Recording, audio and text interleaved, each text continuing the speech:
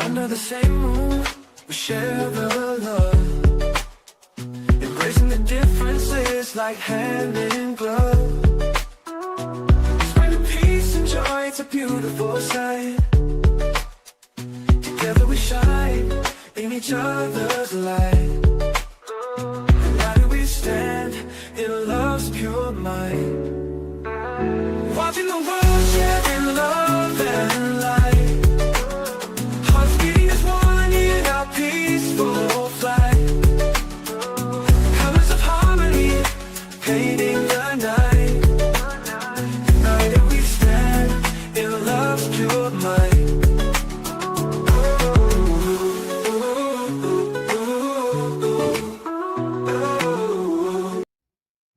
Good afternoon, everyone. Thank you for tuning in to Watching the World. Tonight we have quite the show. We're going to be talking about Carmelo Anthony. Seems to be the big hot topic, probably one of the most, I'd say, one of the toughest cases that we've had, right? There's so much tension in the air, especially when it comes to the courthouse. A lot of people are just simply trying to figure out how to navigate. I want to start off and make it very clear because there's such a tremendous influx of messages from all sorts of people because they get so caught up in the hype and people only come in for a minute and they listen. They have no idea what the conversation is about and they just say, oh, you're just supporting this one. A good example, you support Trump, you support Joe Biden, and it goes on and on. I want to make it very clear that all of us typically have gone to school all the way up through your family. Many of us have children and more kids to come down the pipeline that will go to school. One of the key ingredients of being in a school environment, although it may be a place by extension, in this case, it was a school by extension by way of the track meet. I want to make it clear that I've been at the trial every day except today. And the person that went to kind of gather all the great information, she's going to be here to break down what actually occurred in court today, which was basically the last day of the testimony, right? They had about 3 witnesses. I'm going to let her tell you all about that. But I was there for the full prosecution side of things. I saw all the witnesses walk in. And when I walked out of there with many conclusions in regards to this case. And I think throughout all these witnesses, I think I was able to, for my own benefit, say, okay, this is what happened. I think this is what happened. This is my opinion. So I want you to know I'm not like some of the individuals that are talking about this from what Johnny said or somebody else said. I was there myself, just like I was there for Sean Diddy Combs' trial every day. I'm in the main courtroom typically for most of these cases. Even for Donald Trump, the president of the United States would walk right past me so close I could reach out and shake his hand. Harvey Weinstein, the list goes on. Luigi Mangione, I will be covering that case too. But I want to make it very clear. Anyone that has been to school, a school event, right? We know how vital it is for children to be in an environment where there's no weapons. So before you get so bent out of shape, it's very important to gather this message that we do not support weapons in a school environment. Okay? And I think I make it very clear. But I also want to make it clear that this case has many issues in the background as well. And I think it's very important that we address those issues because those issues affect us at a grand scale, especially for people of color. Now, I know people are saying, well, this is about race. And then others say, oh, no, it's not about race. After sitting through this trial, I would say the beginning may not have been about race. But because we live in a world where, like Michael Jackson said, it's human nature. Because of human nature, we make it about race. If you don't believe me, I could tell you what I saw. I saw individuals in the courtyard parking lot talking about what they wanted to do to each other. We have agitators out there talking about what they're going to do if Carmelo Anthony walks out of that prison. I mean, that courthouse, hopefully not prison, walk out the courthouse a free man, right? They want to see him go to prison. And that's quite understandable because a life is lost. There's no negotiation for what happened to Austin. He could not get back 1 minute, 1 second of life. So we duly respect that. And for the many people that have lost their lives prematurely, our hearts go out to each and every one of them. So I want to get that clear that we do not support taking knives, guns into an environment that's set for kids to play peacefully, to live and let live, love and let love, and so be it. But as we break down the case, don't you want to know the things that are discussed throughout the day? I get a lot of these, I call them hot shots that come through the chat last night. Now, I sat in court. These guys heard what Johnny heard from Victor, what he heard from CNN, that he got from Fox, and he got from News Nation. I'm in the courtroom, so you're going to have a hard time because I have a track record, and most people understand that I don't just make things up, all right? And I'll contest you guys because I'm pretty sure they're going to drop the transcripts at any moment, any day. They should. They typically do. But I'm here to tell you that there's major issues in this case. Whether you want to make it about race or whether you want to make it about mushrooms, I don't care. But you want to understand what happened on the day to day so that we can mend the wounds, but also understand how we could avoid this going forward in the future for those who wish to. I'm going to start off by bringing in a dear friend who's been at the courthouse, so you get a chance to hear from her. You had a chance to hear from me last night and what I witnessed, but she's going to tell you from her perspective, and especially the things that happened today.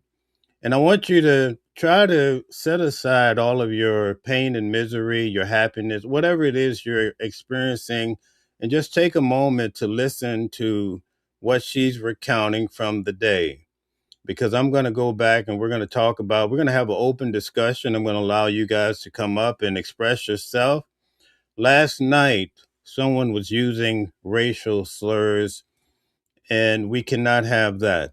This channel is not about pushing some sort of narrative, some sort of agenda, but we want to strictly look at the facts of the case and try to be very unbiased. People, they when they come into this channel, they say, "Well, you support Carmelo Anthony, or you support Diddy, you support every black man because he's black." That's probably one of the most ignorant things I've heard. That tells you you know nothing about me as a man. But at any rate, I challenge you to try to stick around. You'll see that we look at things, and I'll tell you, don't bring a knife to school. Now, I try to tell you guys the details that's happening in the background so that if the jury came back and said he gets no time, that you can say, oh, I understand because there was some weird things happening in this case. There was some bullying happening in this case. There was some information trying to be suppressed. Don't you want to know those things? We don't want to hear from you if you're just coming here to push. If you're calling people monkeys and all this stuff, you came to the wrong place. You could exit stage right. We're not just going to have it here tonight, okay? But let's try to talk about the facts of the case, put aside all of the craziness, and I'm going to invite to the stage Pretti Gurl. Can't wait to hear all the things that happened. She was in court today, and I'm going to welcome her in. Come on in, Pretti Gurl. How are you? Think you're muted. Okay. Let me see. Yeah, you're good now. Go ahead. Okay. I'm Well, good. How are you? Can you hear me? yeah, I hear you nicely. Very good. So, could you just introduce yourself to everyone? I'm Pretty Girl Catching the News on social media, on Facebook and TikTok. Okay, very good. Can you tell us what compelled you to attend this momentous trial? Because it was just a high profile case. It really, I think it drew me near because the Austin and Hunter, they're twins. I have twin daughters. And so I just kind of felt for him, losing a twin. And then I also have a 16-year-old grandson. And so that was just kind of heartbreaking that all this kind of happened in anyway, how it did. So I live close in the area. I live maybe an hour and a half away from Collin County. So I just wanted to see if I could kind of just attend in court and see if I can get the facts and see for myself. All right. So you and I, we bumped into each other in the early mornings just trying to figure out how to get in line to attend the trials. Is that correct? Yes, that's correct. Is that fair to say? All right. Yes. Very good. So can you just tell everybody, have you been staying locally or have you been commuting? Can you give us an idea of how tough it's been to just be at the trial? Yeah, so I do stay like an hour and a half away. So I'm coming home every day. So it takes me about, when in traffic, 2 hours coming home. I wake up in the mornings at 2 and I leave home at 3. And I usually typically get there about 4:30, 4:45. Okay, very good. That's awesome. Can you tell me where were you or what were you thinking when you first heard about this case about a little over a year ago? I don't know where I was, but it was just heartbreaking to hear, and just just hearing all the stories on social media. I just was it just was heartbreaking, just to even have two kids to have to experience that, because a kid did lose their life. So I can't tell you where I was or what I was doing, but I just know it was sad. And it I think it almost immediately turned into color, black and white. But yeah, it was pretty devastating. Right. Can you tell us today, being the final day of the defense testimonies, right?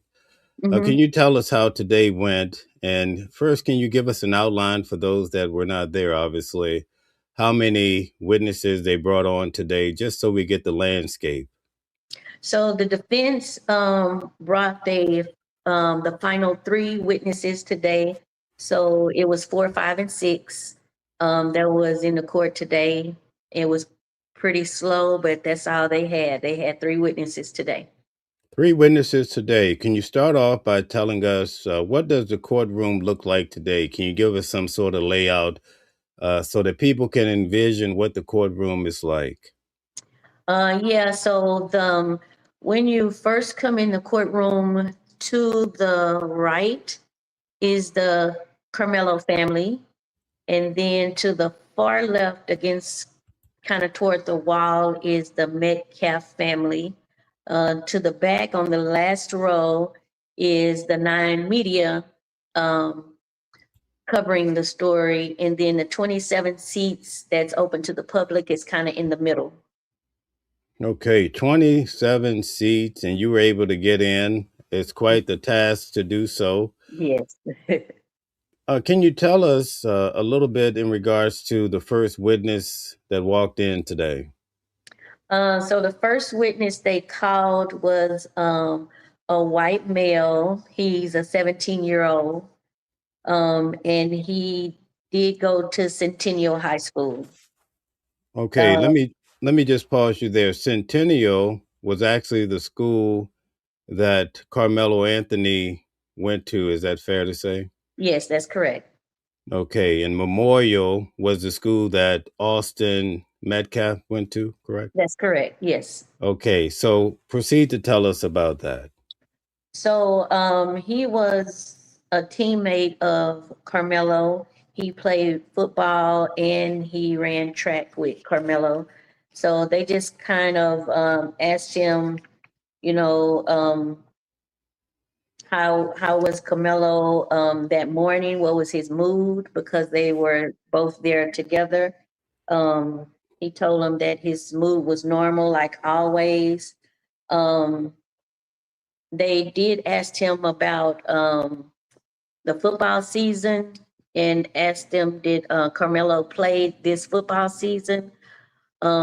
He did mention that he played just for a short bit. I think it was in the beginning, but he didn't play the whole school year because he had an injury to his shoulder. They didn't mention what shoulder, but he had an injury to his shoulder that didn't allow him to play his senior year, and he um, wore it his arm in a sling. Okay, so we know when you have injuries, they seem to hang around a little bit, right? Mm-hmm. Especially a shoulder. They say it gnaws you forever sometimes, right? So, Yeah. um, I'm not sure if you were in the courtroom when they revealed, I believe, on the first day that Carmelo Anthony suffers with epilepsy. They did mention that briefly. Yes, I Okay, was. so he had a bad shoulder and he had epilepsy. Okay, Yes. so that's something that we're just going to put to the side, but we're going to note that. Okay, continue. So they kind of asked him about that day and how it went. They asked him when it started raining, was it true that they went to the baseball dugout? He did say him and some of the kids, it was about 5 or 6 of them that Oh, because Centennial didn't have a tent up um at the track meet. So when it did start raining, they did go into the dugout at first. o- They all got kicked out by a coach. So then okay. they was back out.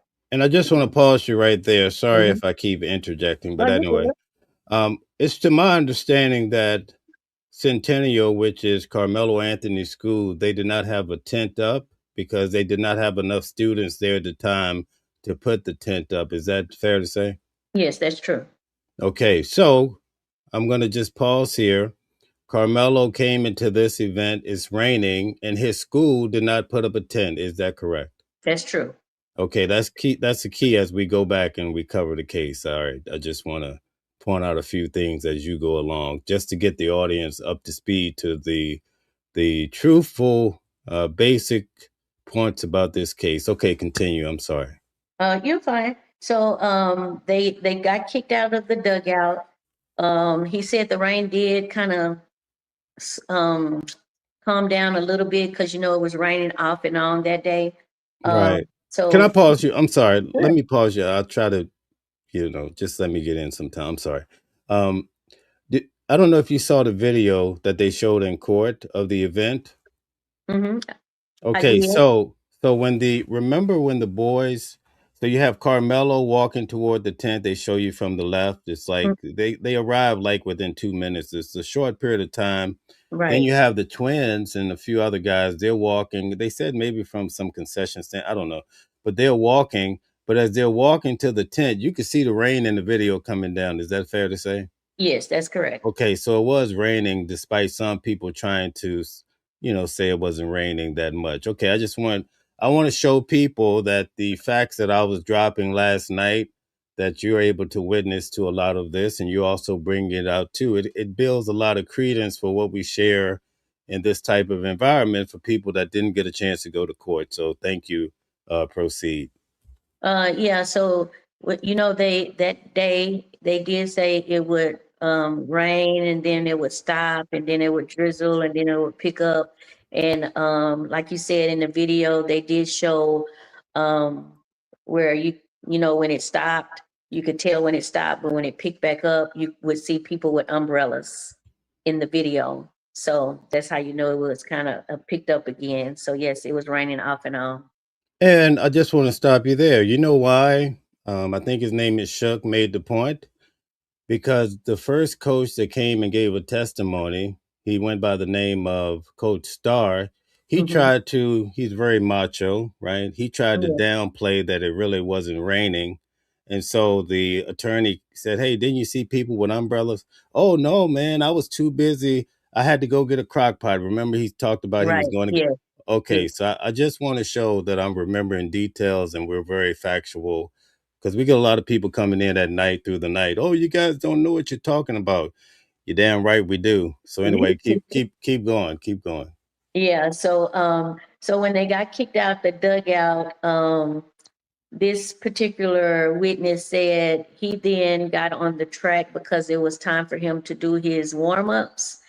At that time, Carmelo wasn't in the, I can't remember if it was 4x100 or 4x1, but it wasn't time for Carmelo to warm up. I think it started picking up again. And so then that's when Carmelo walked to the memorial tent, and he seen him sitting over there toward the back.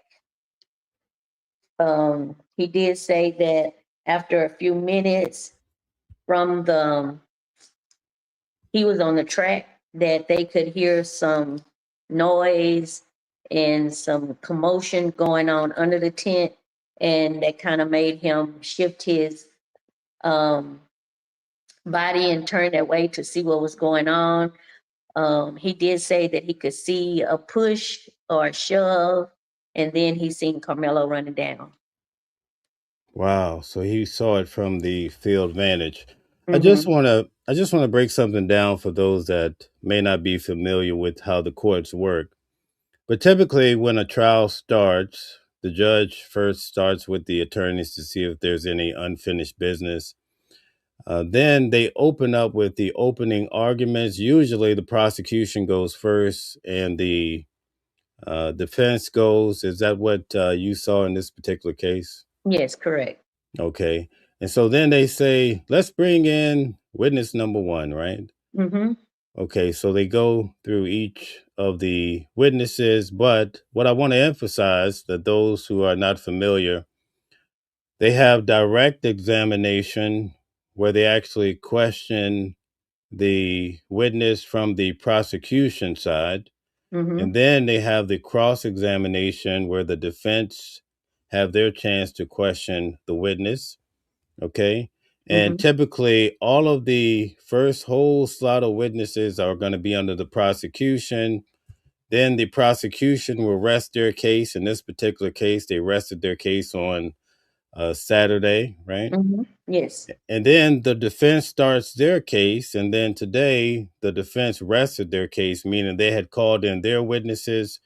And Mm-hmm. so, what happens when the defense starts their side? They have a chance to call the witnesses that are friendly to their argument, and the defense will usually question them. And it's going to be more, in this particular case, it would lend itself more toward Carmelo Anthony. Then the Yes. prosecution will cross examine the individual. Then, after the person is cross examined, then there's another cross where it goes back to the other side. And then if there's more issues, it goes back. So just so you guys can kind of understand how this is formatted. So tell us, is there any more under the prosecution side? Well, actually, it would have been the defense going first. Is there any points that stood out to you? So the witness that we were discussing, he did say at that time he noticed Austin lift up his shirt and was saying he was stabbed. I'm not for sure. Can you say this on the platform? Yeah, go right ahead. Go Okay. ahead. Stabbed. And so he did say that he noticed a lot of kids around him. So when the prosecutor was able to cross-examine him, they asked, was he seen a lot of kids? Because I'm not for sure if you heard, but somewhere it was circulating that maybe it was 3 or 4 kids that jumped Carmelo at one time. Right. And I've so heard that that. haven't proven. So the prosecutor was asking the witness, did he actually see more than one person um, pushing or shoving? Because I think maybe the defense kind of made it seem like that's what he had said when he said he seen like a U shape, like they were surrounding him, or was he getting it confused from when Carmelo ran down the bleachers and that the kids was chasing him? So Wow. I think they was just trying to prove that maybe he was getting it confused from maybe they was all jumping him at the same time, but they did chase him. About 4 or 5 kids did chase him down the bleachers and onto the track. Okay, so after this happened, they were chasing him. Did they, when they talked about how the guys were standing, were they trying, do you think the defense was trying to show that Carmelo Anthony was, kind of surrounded, would have made it impossible maybe for him Right. to run away because he has all these guys surrounding him? Is that the intent, perhaps, possibly? Yes, correct. Okay, wow, that's a good point. I'm glad you were there to break that down because I keep hearing all of these things in mainstream media, but it's nice to hear someone that was in the courtroom that I know was taking good notes. Was there anything else that stood out about this witness? No, I think that was about it. No, I think that they didn't question him too long. That was about it with that witness. Okay. Did he seem like he was timid or shy? Did he seem like he was pretty confident? Any take on that? He seemed to be um firm in what he remembered about the incident. They did have a witness statement that he had given right at the, on the date. He did give a verbal and a written statement. And so they he was for sure of what he saw. They did try to, just kind of make it seem like maybe he didn't see, you know, more than one attacking him and that he was getting it confused. So they did try to go back and forth with that. Was he sure that that's what he saw? Um, and then, so of course, the prosecutor asked, could you have, mixed the timeline up? Um, he kind of said at the end that he could have, but he felt like that's what he's seen at the time. Right. I made a note. I don't know if a lot of people in the audience picked up on it, right? Because I think one of the arguments they had today, they were trying to say, I think perhaps from the prosecutor side, that the timing was off. One of them was making that argument, correct? Right. Yeah, because the push and the shove actually happened about 10:50, and I'm glad you brought that up. It actually happened about 10:50, so they did bring the video up today on the screen, and then they split the screen to show the witness that was speaking. They was able to show the track and the field, and so they was trying to prove that when he turned his head, because they kind of lined it up side by side, that at the exact time at 10:50, and then at the exact time that they were showing the track field that was on him at 10:50, that his head was not turned toward the bleachers at that time yet. Okay, very good. Thank you for that. I don't know if a lot of people picked up on it, but they showed the body cam video of one of the officers that had responded. I believe that occurred on the first day. Mm-hmm. But I noticed that when they started the trial, they said, listen, a lot of the video timing do not jive, right? Mm-hmm. Yes. Yeah, they said that. Okay.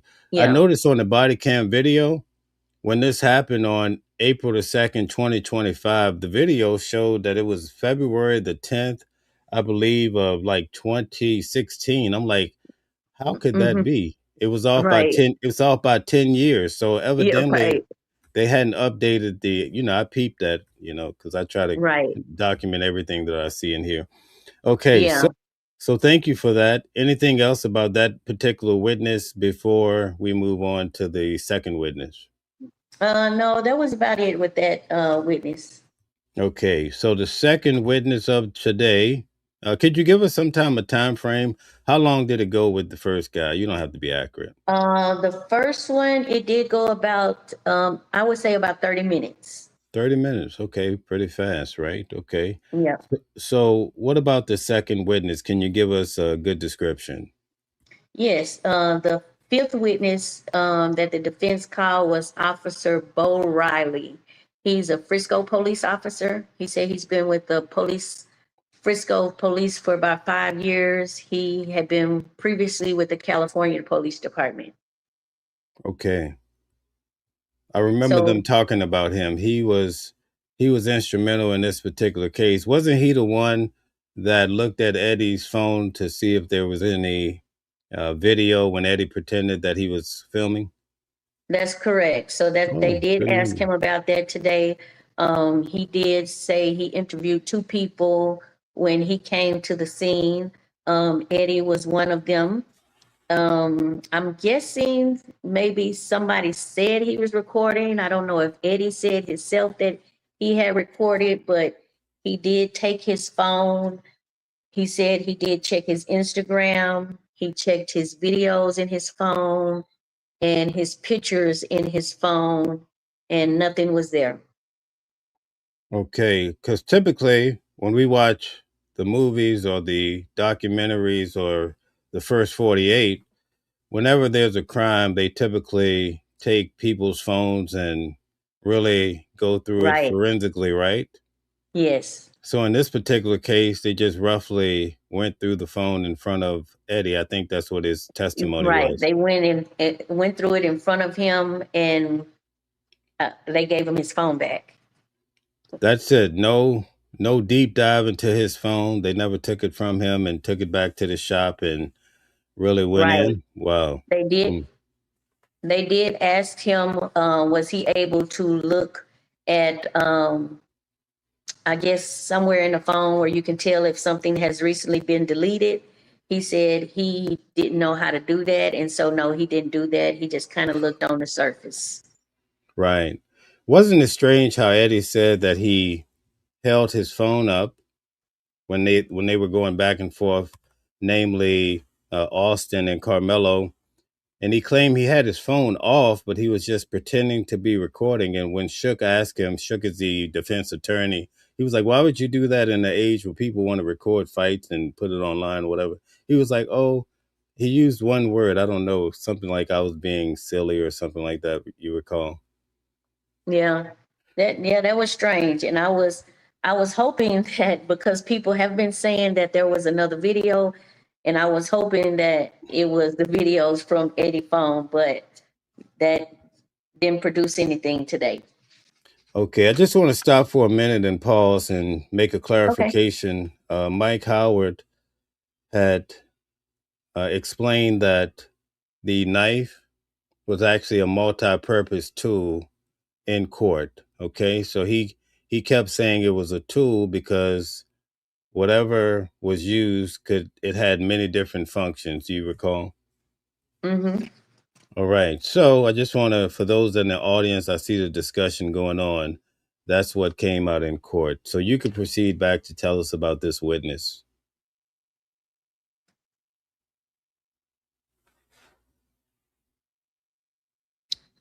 You can I'm sorry, continue. Mel, did you say something? Now, so you can proceed to tell us about the second witness, the police officer. Okay, so yeah, that was the second witness. That was pretty much all the police officer, that was pretty much all they asked of him. They was just trying to see, was it any additional um video or photos? And yeah, he said no. And they was dismissed him. Wow. So he was up there rather short. Yeah, very short. Wow. So that's the second witness, and we only get one more Only witness. And one more. can you tell us about, can you describe the third witness, the final witness of today? Yes, and he was up there very briefly himself. He was nervous. He's a 17-year-old black male. He went to Frisco High School. So he didn't go to either high school with the boys, and he didn't know Carmelo or Austin or Hunter at all. Wow. Yeah, so he was he did he mentioned, when they asked him to tell you about yourself, he just committed 2 days ago to LSU. But he was just all he said he witnessed was he was on the track as well when it happened. He looked over there, seen a commotion. He seen Carmelo run down, and then he said he ran to the bus. Um, that was pretty much all they asked of him. I'm not for sure why he even was a witness. Really? So that's all the defense put up for today. Right. I understand that around 11:30 they called for a break. Could you explain a little bit about that? Yeah, so right after the sixth witness, after he was dismissed, they did a sidebar, um, briefly, maybe about 2, 3 minutes. At that time, Judge Roach said, I think I'm gonna just dismiss y'all for lunch right now. So y'all go ahead and go to lunch from 11:30 to 12:30, which we did. We were waiting outside the court at 12:30 to get back in, and we just kind of was out there until like 2:30. So from 12:30 to 2:30, no one told us anything. No one told us how we wasn't going back in. So we kind of was just out there just wondering what was going on while we wasn't going back in at 12:30. So we were out from 11:30 to 2:30, so 3 hours. 3 hours. Okay. Do you have any clue as to why that was the case? Because that's not normal.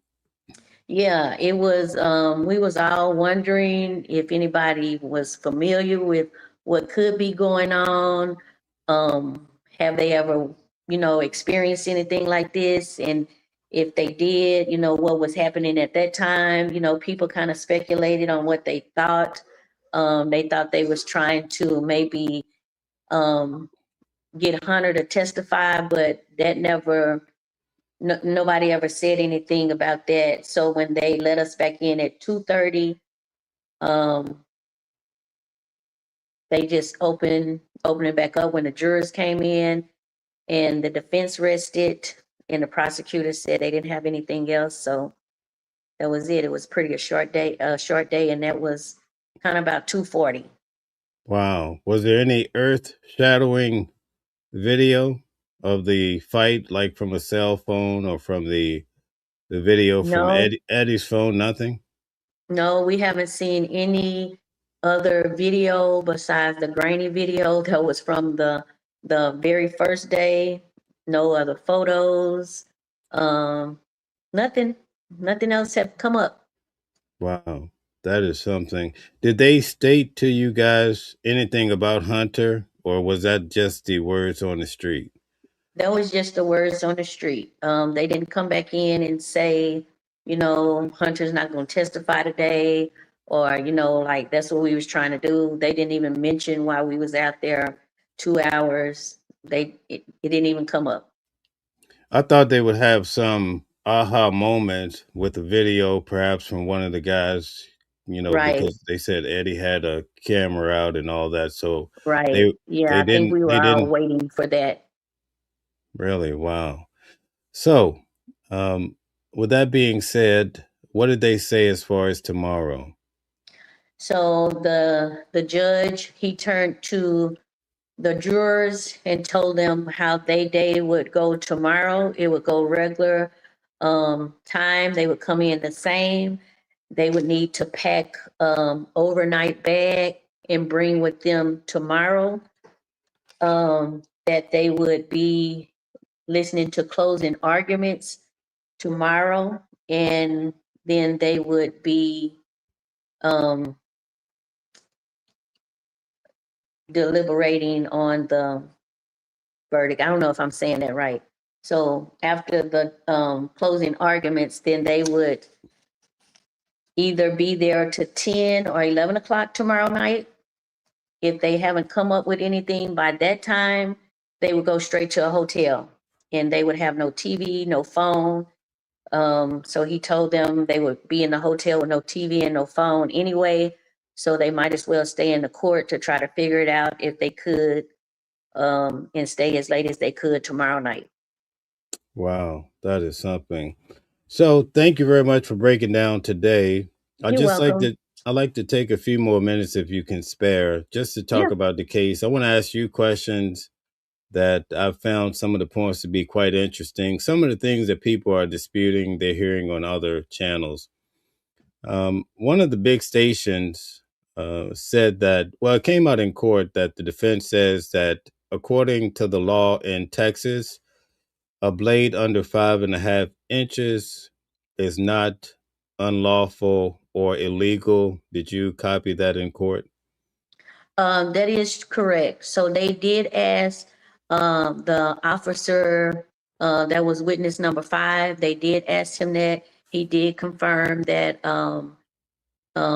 it's 5.5 inches was not illegal to have in Texas. Okay. Now, according to the diagram that they used in court, when they showed the blade, it was 3.5 inches. Do you recall Yes. that? Okay. Yes. All right. So I watched some of the mainstream media, and these guys go on, and they say, yeah, the blade was 5 inches, and I'm like, wow, Yeah, not true. not true. But Not true. the issue is, right?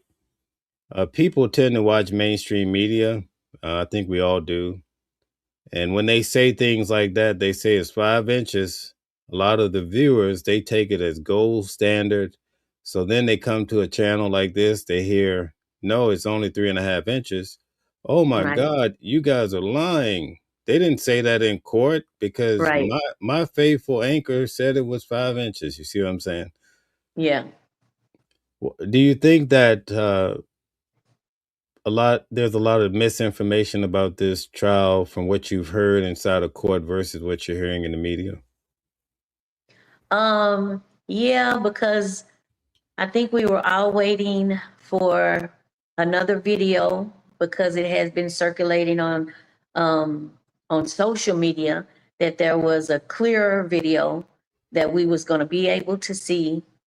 And they didn't produce that. That didn't come up. It had been circulating that it was more than Austin that pushed Carmelo, that it was 3 or 4 people. They just didn't speak of that. It didn't come out. So yeah, I think there just some misinformation that people was waiting to come out. Maybe thought the defense was going to present that today, and that didn't happen. Okay. I just want to ask everybody, thank you for tuning in to the channel. Please hit the like button, share, and subscribe. Can you tell everyone how they can support you? Yes, I'm on social media on Facebook and TikTok, and it's Pretty Girl Catching the News, and it's spelled PrettiGurl Catching the News. Pretty Girl Catching the News. Okay. Can you tell us more about what your focus points are? Say it again. Can you tell us what you focus on, primarily? So what I cover on my page. Yes. So just to be honest with you, I have the first trial that I covered was the Diddy trial in New York. This is my second trial that I'm covering. So it's just kind of all new to me, but I do kind of report, local news that's in my city, just news that's kind of big and circulating on social media or in the world. So I just kind of share and stories that's kind of big and that people are talking about. Okay. All right. Very good. Thank you for that. I appreciate all this You're welcome. information that you're sharing. Um, the prosecution had stated that we would note from many of the witnesses that their stories did not match. Did you find that to be true from listening to a lot of the witnesses back to back? Yeah, they did all confirm, I think pretty much that Carmelo was seated, but they had different recollections of if it was just a push with a finger, a push with 2 hands, um, just a nudge. They had different recollections of how that push happened. Okay. Based on what you heard, do you think it was more of a light nudge, or do you think it was more like a football move that one of the guys had stated in his description? Well, I think to me, because at least two or three kids did say that it was done with two hands. The push was done with two hands. And then we all know that Carmelo was sitting down and Austin was standing over him on the bleacher in front of him. So a push with two hands, because it was repeated by at least two or three people, I think it was a little more forceful. Okay, so let's just unpack that a little bit, right? It was the young guy from North Carolina that flew in, I believe, and he said that basically Carmelo remained seated the whole time, correct? Hmm. Okay. And he said he named this football move. I'm not a big football playing guy, but I did recall what he said. He said basically Austin grabbed him two hands, and whatever this football move is, he was trying to. It seemed like he was trying to grab him and move him up, right? Oh, yeah. Okay, Yes. so now let's go back to the video, okay? Because we haven't talked about this beforehand. So I want people to some of the things that people have been saying that's not true. I just want to get your side a little bit, Okay. so they could just see that we present the truth as best as possible. When they showed the video, they only saw we could say one or two actions tied together. Can you explain a little bit how it went down under the tent? And it's all blurry. You can't see any real details. But can you tell us what was happening? Yeah. So the video was very grainy. Um, just to give the people an idea, it appeared to be a camera from the opposite side of the building where the bleachers were. So it was on the opposite side, trying to zoom in to the other side across the field. And so I'm not for sure if that's what made it grainy, but you couldn't make out any face. You couldn't really make out if he got shoved. You can just kind of, because they kept stopping the video and pointing out things, you can kind of see, maybe just a movement, and that's about it. Okay, so you saw Austin go to the left, and then you see movement coming back to the. He actually went to the right, and then you see movement coming back to the left. That's basically all they can decipher that Austin went to. And in the video, you can see somebody moving with a lot of force. Eddie said that, and he was the guy that they showed. They proved that he was quite the acquaintance of Carmelo. He said that Austin moved so fast and with force that it knocked him out the way. So we're putting that together. We see in the video how fast Austin is moving, correct? Mm-hmm. Now we have students saying that Carmelo, is he standing or sitting? Tell us, please. Yeah, so Carmelo Is sitting. is Go ahead. sitting. Okay. So he's sitting, as you said previously, he's sitting the whole time. Mm-hmm. Austin somehow goes to him really fast with all that force and grab him.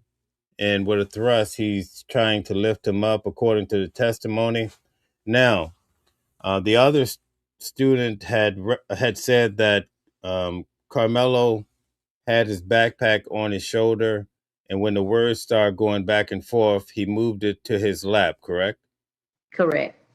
And then he put his hand In his bag. in his bag. Okay, so that means that when Austin ran to him, he grabbed him like this, and Carmelo's sitting down, and the bleachers are low. So that means that Austin is moving toward him. He's probably right on him like a tackle. Right. It appears that Carmelo grabbed this knife really fast and pulled it up, probably like this, so that when Austin came to him, that's when he was punctured, right? Right. Because He- with he- him standing over Carmelo seated, then he would have been leaning forward already. Right. Yes. So that's probably what caused well, I'll leave that to the medical guys. But anyway, on the mainstream media, this is why I want to make the clarification. This is not about the case. I made it very clear for those that are having all of these issues. You got to go back to the beginning. I made it clear there should be not be a knife at a school function. Right. Okay, so we made that clear. We're just Yes. breaking it down. But see, this is what the pundits say on the mainstream media, right? They say, Yes. "Oh, Carmelo is standing." They say that Austin says something to him. He grabbed his knife and stabbed him. You see how they No, that lie? was But I want to make it clear they lie. right. That's correct. That's important because you incite people, especially a lot of these people who are watching from around the country. They believe the things you say, and you stand there on national news on the big platforms and you tell people lies. Then they come Yes. to channels like us where we go to court and we can get the backing of the things we're saying. When the transcripts come out, you'll see we're close Right. on point, right? But they want Yes. to give a narrative. What he did was wrong. There's no doubt about it. But I want to focus and tell people who are really interested. The mainstream media incites a lot of this too because they're saying things that are not necessarily correct all the Right. time. So they're saying that Carmelo's standing, the guy says something to him, so he stabs him. That's a different case, right? Right. So I don't know if you have already discussed with your channel, and it may just kind of be important to kind of let them know. I think it was the witness that was on Saturday. They did ask him where was he seated because he was seated directly in front of Carmelo and Eddie. And then they asked him where was Hunter. Hunter was 2 rows down from Carmelo. And then Austin was 5 rows down from Carmelo. So this witness on Saturday said that Austin was originally the first person who asked Carmelo to move from under the tent. And when he did 2 or 3 times, that's when Austin, who was 5 rows down, turned around. I guess he heard his brother. So they say he walked up the 5 bleachers and then came and stood over Carmelo. So it was originally Hunter that started it, and then Austin Wow. kind of finished it. I remember that. So let's unpack that for the good watchers here at Watching the World, right? So a lot of the witnesses that came in, they all, I tried to break it down last night. They're all coached by the attorneys before they go to court, Right, right? Okay. right, And not taking away the guy was stabbed at school. That's wrong. Okay. We're going to make right, that clear. We're not trying to condone that in any way, right? We all have right, families. We all went to school, right? Okay. right, But they all tried to say that Hunter remained seated, the same Hunter that refused to testify today, according to what we're hearing. right. Wonder why he refused to testify. We don't know, right? Yeah, But I'm not for sure. they tried to keep that he was sitting because if he stays sitting, then that softens the blow because it's just Austin versus Carmelo, right? Right. But some Mm-hmm. of them were putting Hunter as the first one to start this, and that he was standing behind Austin, right? Right. That's a different ball game when you had. I don't want to put you on the spot. I won't put you on the spot, but if you want to break down what Carmelo's weight was, or his height, or Austin's height and weight, Yeah, so I can't remember. I do have it in my notes. I can't remember Carmelo's height, but I do know that his weight was 130. And I can't remember his height Austin's. his height is 5'7". Okay, Okay, but okay. he weighed 130, and Austin was 220. Do you recall his height? His height was 6'1". So Okay, he and he was 220 pounds. right. So he's 90 pounds heavier than Carmelo, give or take. Okay. Yeah, correct. And Okay. then they did the witness that they had Saturday, he did say Hunter was smaller than Austin. So Austin was the bigger twin. So he was 220 and Hunter was smaller than him. They didn't give Hunter's weight, but they did say Austin was the bigger twin. He Right. weighed more. So Hmm. based on some of the testimony, right? Hmm. You have both of these guys coming toward Carmelo. Hmm. according to some of the individuals. Some said that Hunter was the one. I think Tion said Hunter and them started on Carmelo. So Hunter starts it, but Yes. the first day, let's see, no, the second day when all the witnesses came in back to back, which would have been Friday, they all Hmm. tried to place that Hunter remained seated and he hardly said a word, right? Right. My. They also tried to place that Eddie didn't really know Carmelo, that he gave him Right. some dap, gave him a little dap, said boop, and went and sat down and didn't say anything. Right. That's what they were all trying to say. And then you get witnesses coming in saying, "Wait, they were talking about the weather." And then they brought in Eddie. And can you explain to us? Because I explained to them, but I want them to hear from you how things kind of transpired with Eddie. If you want to go there. So to be honest with you, that day I didn't get in court until 3:10. I Okay. was one of the people. I didn't make it in court that morning, but so I had missed Eddie's testimony. I Okay. did miss it. Okay. So I'll just breeze through it really quickly about Eddie. Eddie came in and he made it seem like he vaguely knew. It's kind of like a person you work with or something. You know him, you go to school with him or something like that.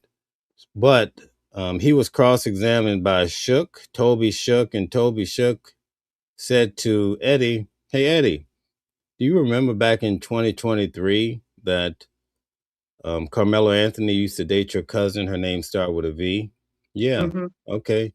And that you guys, when you first met, y'all met at this party, and you text Carmelo Anthony first. We need to do a 2-man. I'm like, what's a 2-man? I guess I'm out of touch with life, right? And then they explained that's a double date because they both had Carmelo was dating his cousin and he had a girlfriend at the time. Oh, Okay. okay. All right. And so they showed all of these photos. First, the attorney would get Eddie to go on record and say, "Do you remember this event when you guys were together?" And sometimes he would say, "Yeah," but other times he was like, "No, I don't recall." And they would put it on the screen. He would put it out there showing Mm. that they were playing video games. One of the times I remember distinctly, he says to Eddie, "Do you remember when you and Carmelo were in the bedroom, I think your bedroom, playing video games, and Carmelo was playing the guitar?" And he says, "No, I don't recall that." He put it on the screen, and you had Eddie playing the game, and Carmelo's playing the guitar and got his knees together, and he's like, Wow. Bon Jovi over there. And Yeah. that's when I saw Eddie start to realize today's going to be a rough day, brother. Right. Today is not a good day for you, brother. You know what I'm Right. saying? Because Yeah. they're gonna put you to the test, and so they Right. continue to do it so much. Do you? Oh, so you the prosecution says, okay, enough. Almost like enough of this because it was getting hot in there, back to back, R- almost making it seem. Because I went back over my life and I said, my best friends. I don't have that many pictures with my best friends. You know what I mean? Maybe right. not. Maybe not even my siblings. There's just too many photos to be Of them somebody together. that all of these witnesses came in and tried to say they didn't even know each other and they never really said anything because they were trying to paint the scenario that he walked in out of the blue, gave the guy a little dap, sat down because he was a man on a mission. Right. You see the difference that make? But then Yes. you find out that these guys actually knew each other quite well. But this is the most damning part, right? The prosecutor says to Eddie, remember there was a track meet about 10 days prior to the time that Austin lost his life? Oh, yeah. March 22nd.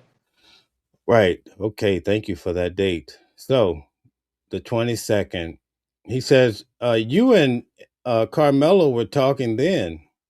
And Eddie says, yeah, we were talking about a concession stand. And then Shook says, the defense attorney, Toby Shook says, but you guys were also talking on the field. He was like, no, if I was on the field, I was warming up. That's what he said. I was warming up. And you know what? Shook warmed it up for him. He put it on the screen and they're Oh sitting out my there. God. Look, they're sitting out there side by side like Will Smith and Martin Lawrence and Bad Boys. Yeah, they're That's sitting out there crazy. having the time. look like they're having a great whatever, right? I'll leave it there. Yeah. And that's when I saw him really like, oh man, this is really deep. Okay. Right. Because now they've shown that at the last track meet, you guys are sitting together. So what happens when you see your friend, when it's the next track meet, you want to go see your friend, sit with your friend, right? That's Right. different. Listen, and I'm not trying to condone what happened here. I'm just trying to show Right. people that we have so many people go to prison and they go through a court system where people lie. They get all this time, right? And Right. depending on your circumstances, your color, you might get longer time. I'm in the courthouse. I saw what happened. I don't want to get there, but anyway, I'll leave that alone. But it's very serious that you want the system to be legitimate and people to get fair time. And the jury are smart people, just like in Diddy case. You were at Diddy trial, right? Right. Yes, I was.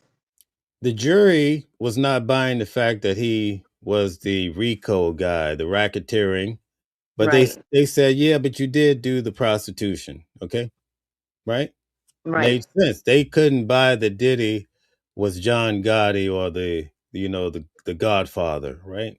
They Right. wasn't buying that because people have common sense too, right?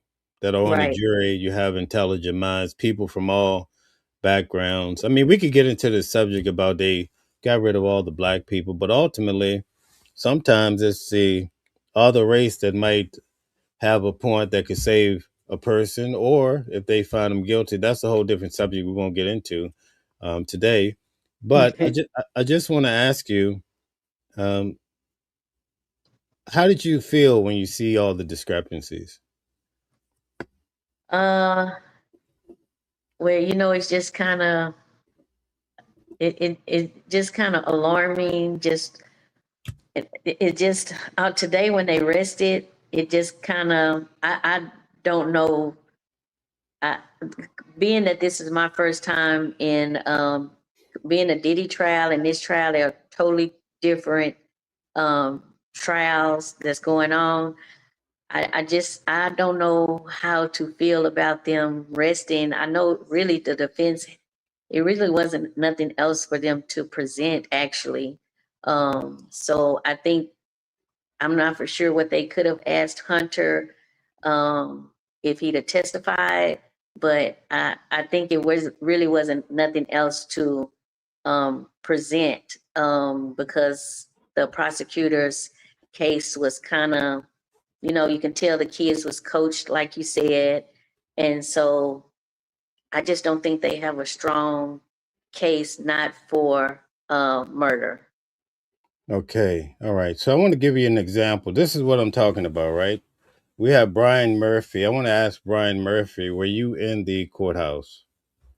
Because we get people coming in, and this is very consistent. So I want to test this theory. We have Brian Murphy saying people are lying.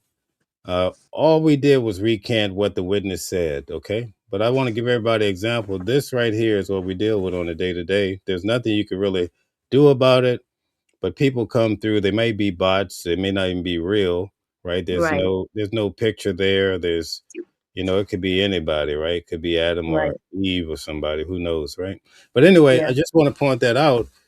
It's very disrespectful because this is what we're experiencing now on every platform. People, they don't care what really happened. They make it a matter of, well, this guy has to be right and this guy has to be wrong, and it's for whatever purpose. But this is what I'm talking about when I just say we get people coming through acting out. When we sit in court, and I guarantee you, I didn't see a Brian Murphy in the court. Okay, so this is a good point, and I'm pointing Brian out because he wants to be the model today. So I'm going to make him the model. All right. So anyway, getting back to the case, let me get Brian out of here. Thank you. All right. So I think we're going to pause here.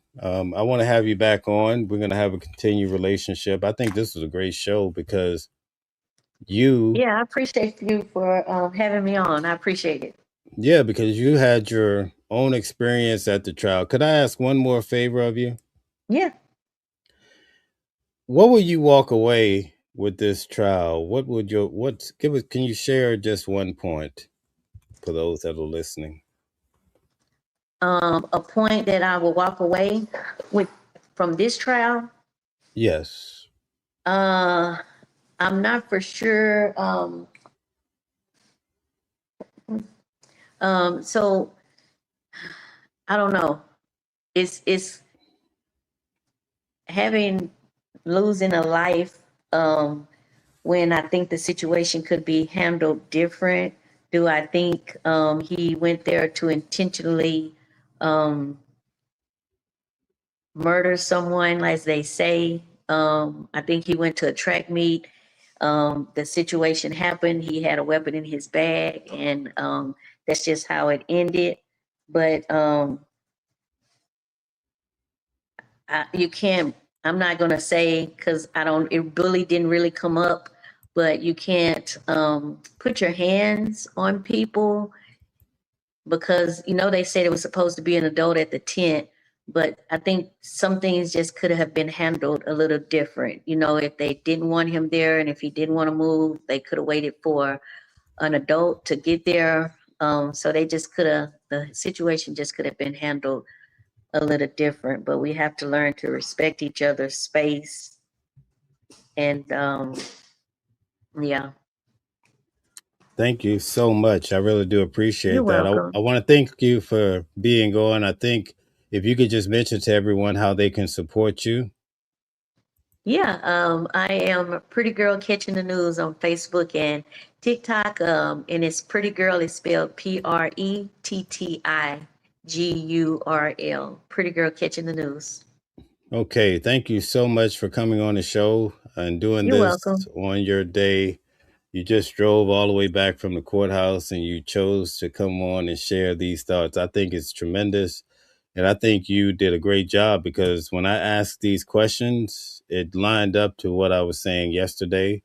But Yeah, what it does, it helps us to, on the next case, when we come and talk about it, people will go and do their own research. But when we cover the next case, they'll say, "Oh, we could tune in to these individuals because they don't just be making things up." right, That's the beautiful part about it. right. I want to thank you. I hope people go and support your channel, and I Okay, I wish appreciate you it. all the best. But I will be in touch with you, as you know. Okay, I will be there tomorrow. Again, you know how hard it is to get into court. My Right. goal is to get inside the court, but if not, I will be on the outside and getting as much information as I can. So if you need anything, any information, just contact me. Okay, Jeff Springer has been talking about you this entire show, how great you are. So that's Oh, he thank you. definitely want to have you back. All right. So thank you Thank so you. much. Enjoy the rest of your evening. All right. Okay, I appreciate you. Safe Thank you, and travels out all there of y'all have a tomorrow. good day. Good All night. right. Good night. Thank you. Good night. Thank you. Thank you. Bye. Okay, guys, I have dropped the link. Let's see here. I dropped the link. And if you would like to come up and join the show, feel free to do so. I'm going to give you guys a few minutes to come up. And depending on how many people we have that join the show, we're going to look at some mainstream media just to show you how this case is being portrayed. I have time tonight and I'm here for it. So we're going to go through some video. You're going to get a chance to see how things don't always come out the way they should, but we're going to look into that. So if you would like to come up, feel free to hit the link. I have starred the link. In fact, I'm going to put the link on here again. Even if you were on last night, feel free to come up. All right. But I'm going to get back to this case. I want to touch on a few important points. Before I do that, I'm going to get to some of the comments. So if you have any questions, feel free to drop them. It's hard for me to go back when comments are steadily coming in. So I'll address the questions that are coming in. As far as my opinion on Carmelo Anthony, that question I won't answer because I don't want to muddy the waters. But I did tell you two important points. Those 2 points are you don't bring weapons into an environment where they're prohibited. If you don't believe me, try taking a knife or a gun to the airport and you explain to them that Godzilla was after you, they're still going to put the heat to you. Whatever your fear is, they don't care. You can't have it. So we have to be intelligent, and we have to tell our children, you have to abide by the law because they will lock you behind up, believe me. And to go through the system of the court is not what you want. So a lot of this is being proactive and trying to help people make good decisions. Now, the second part of this is the side that no one likes. And the second side is people bully you. And that's a big problem. And the smaller you are, 5'7", 130 pounds, you're lucky if they don't take your lunch under certain circumstances. So let's have a real talk for a few minutes. Feel free to come up if you want to join the discussion. I would love to talk to anybody. Don't be ashamed or what have you. Don't be nervous. I do this a lot. You can see I won't put you on the spot. We just had a great show. I think she was amazing. And the way she answered those questions, we were quite privileged tonight as she sat through court all day. And she could have been anywhere in the world, but she chose to come on tonight and share with us this valuable information, right? Okay, so let's talk about it, right? What are you guys going to tell your son? The world is not equal. This subject right now, a lot of people are not going to like what I'm going to say, okay? But I'm not here for you to like me or love me, you know? But I have to get this message out because there's so many pundits out there. They're just shooting and popping off at the mouth. But they have the biggest platforms in the world, and they try to demonize people off of what another man does. To me, it's insane. I don't go around seeing a person from China do something and I say, man, all Chinese people are terrible. Yeah, that's what they do. And I have to address it because I live in this world and I'm not as young as I used to be. So I know a few things, right?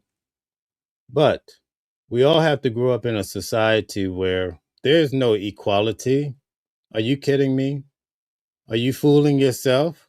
And the guy trying to spill that bean, get him out of here. Kick him out. There's no equality, right? And you don't really know that until you know it. And a lot of that has to do with your walk in life. Nobody woke up or had the privilege of, for those who believe in God, a lot of people don't believe in God. I respect that too, That's a different subject. You don't get a chance if you do believe in your God to say, hey, I want to be a black man. I want to be a white man.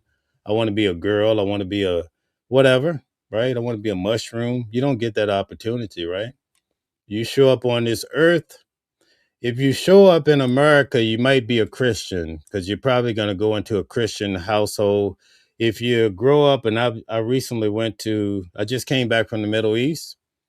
Most of the people are Muslim, right? They're not Christian, they're Muslim. And so now you can't eat pork. That's a different walk. You're going to look at life differently. Sometimes these religions, they believe an eye for an eye. So immediately, if you have a juror that falls into that category, they might, right? I'm not talking about this case. They might be inclined to say he took a life, put him to death. That's the way we do it where I came from. This is reality, people. And unfortunately, and I say this because I'm kind of irritated with the mainstream media. I might lose a few points, but so be it, right? I can handle that. But they take the opportunity to try to mar based on what happened in this case, right? So let me break it down from a standard of just a regular person. You look at the case, you see the guy, he stabbed this guy in the heart or abdomen, what have you. Oh, he's the devil. And you know what? My neighbor looks like him too. He's probably the devil too. So now you have people walking down their street, right? In a great neighborhood, don't matter. And they say, oh, he has those locks that guy had, right? Because in court, they tried to demonize Carmelo based on the locks he had on his head, saying somehow that the locks, he had locks when he committed the crime. So that has something to do with it, right? I hope you guys are getting the spirit of what I'm saying. I know it's not easy for this conversation, but it's important for us to have it. And then on top of that, we have the the nicest or the biggest black guys in this country that has the biggest stage, and they take their platform and they're shucking and jiving, and they tell you how they love Chud the Builder. Like, you love Chud the Builder. That's the message you get. You get a million, you get all these people, and that's what they use their voice for. Or what about the guys that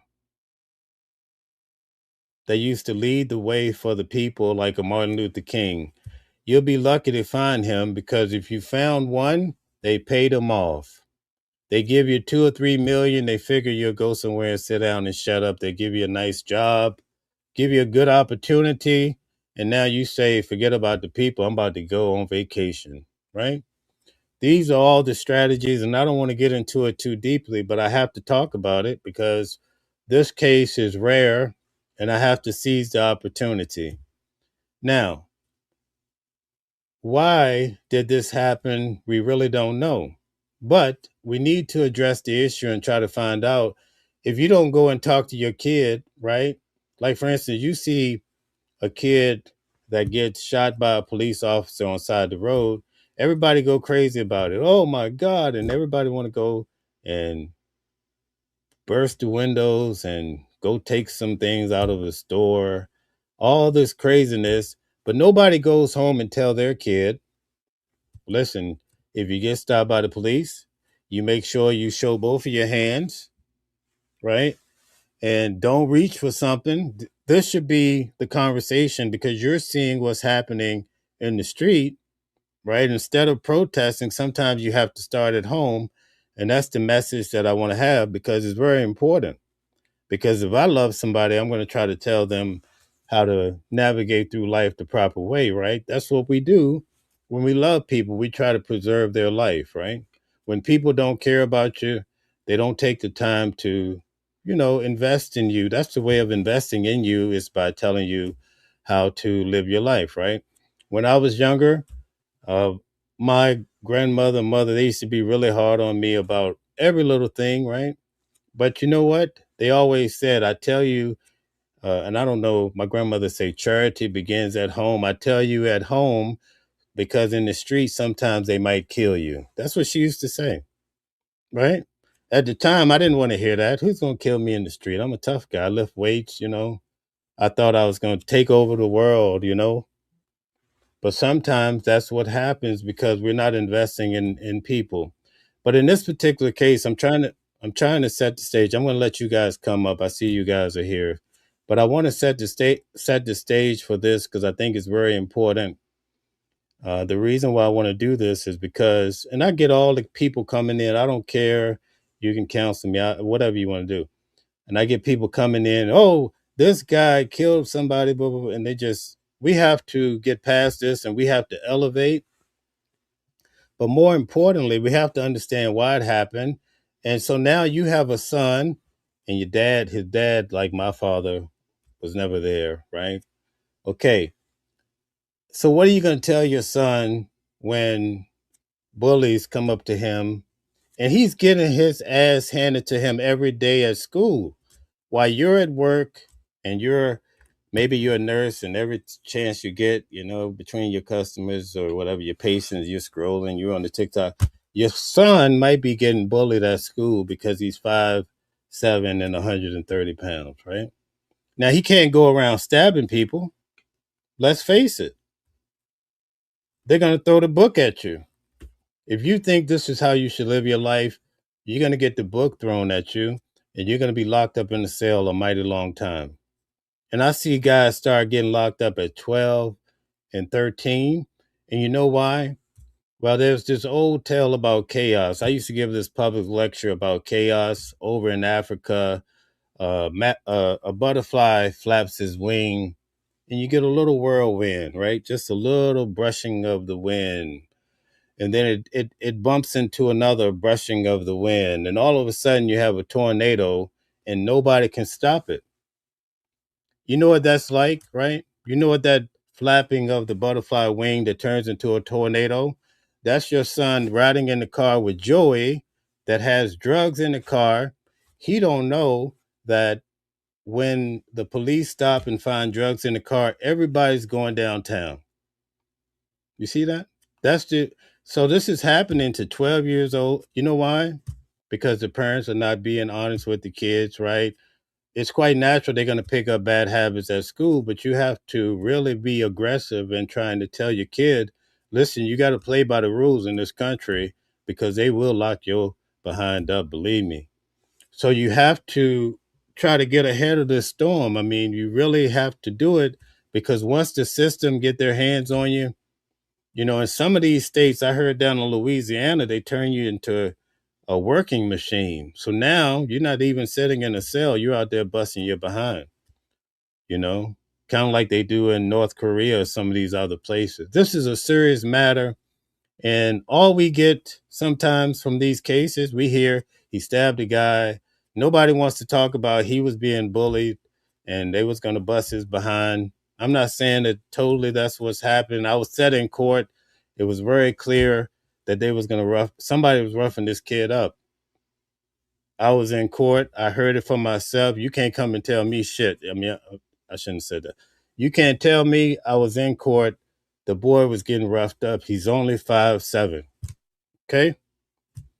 So for all of you that want to say this and that, and I already said he shouldn't have stabbed the guy, but we need to address the fact, right? I have nephews, right? They already know that they're not equal to everybody in society. So who's helping them navigate? The only solution is to lock them up, right? The mother I'm about to bring up right now, her son is locked up, right? Or maybe he's out, but she's going to tell her story. But we have to do better. And quite frankly, when we have these type of discussions, I don't want people coming through with no bull. This is not a time for that. So if you do that at this time, we're going to throw you out the chat right on your head because I really need to get this message out there. We have to do better in investing in our family. Our lives are just a fleeting moment. Some of us are getting cut down with cancer, all sorts of issues. A lot of times, these young mothers, like my mother, they die from cancer. They leave a 15-year-old behind. That's a whole nother issue too. So now the 15-year-old don't have his mother anymore. I don't have to explain all this, right?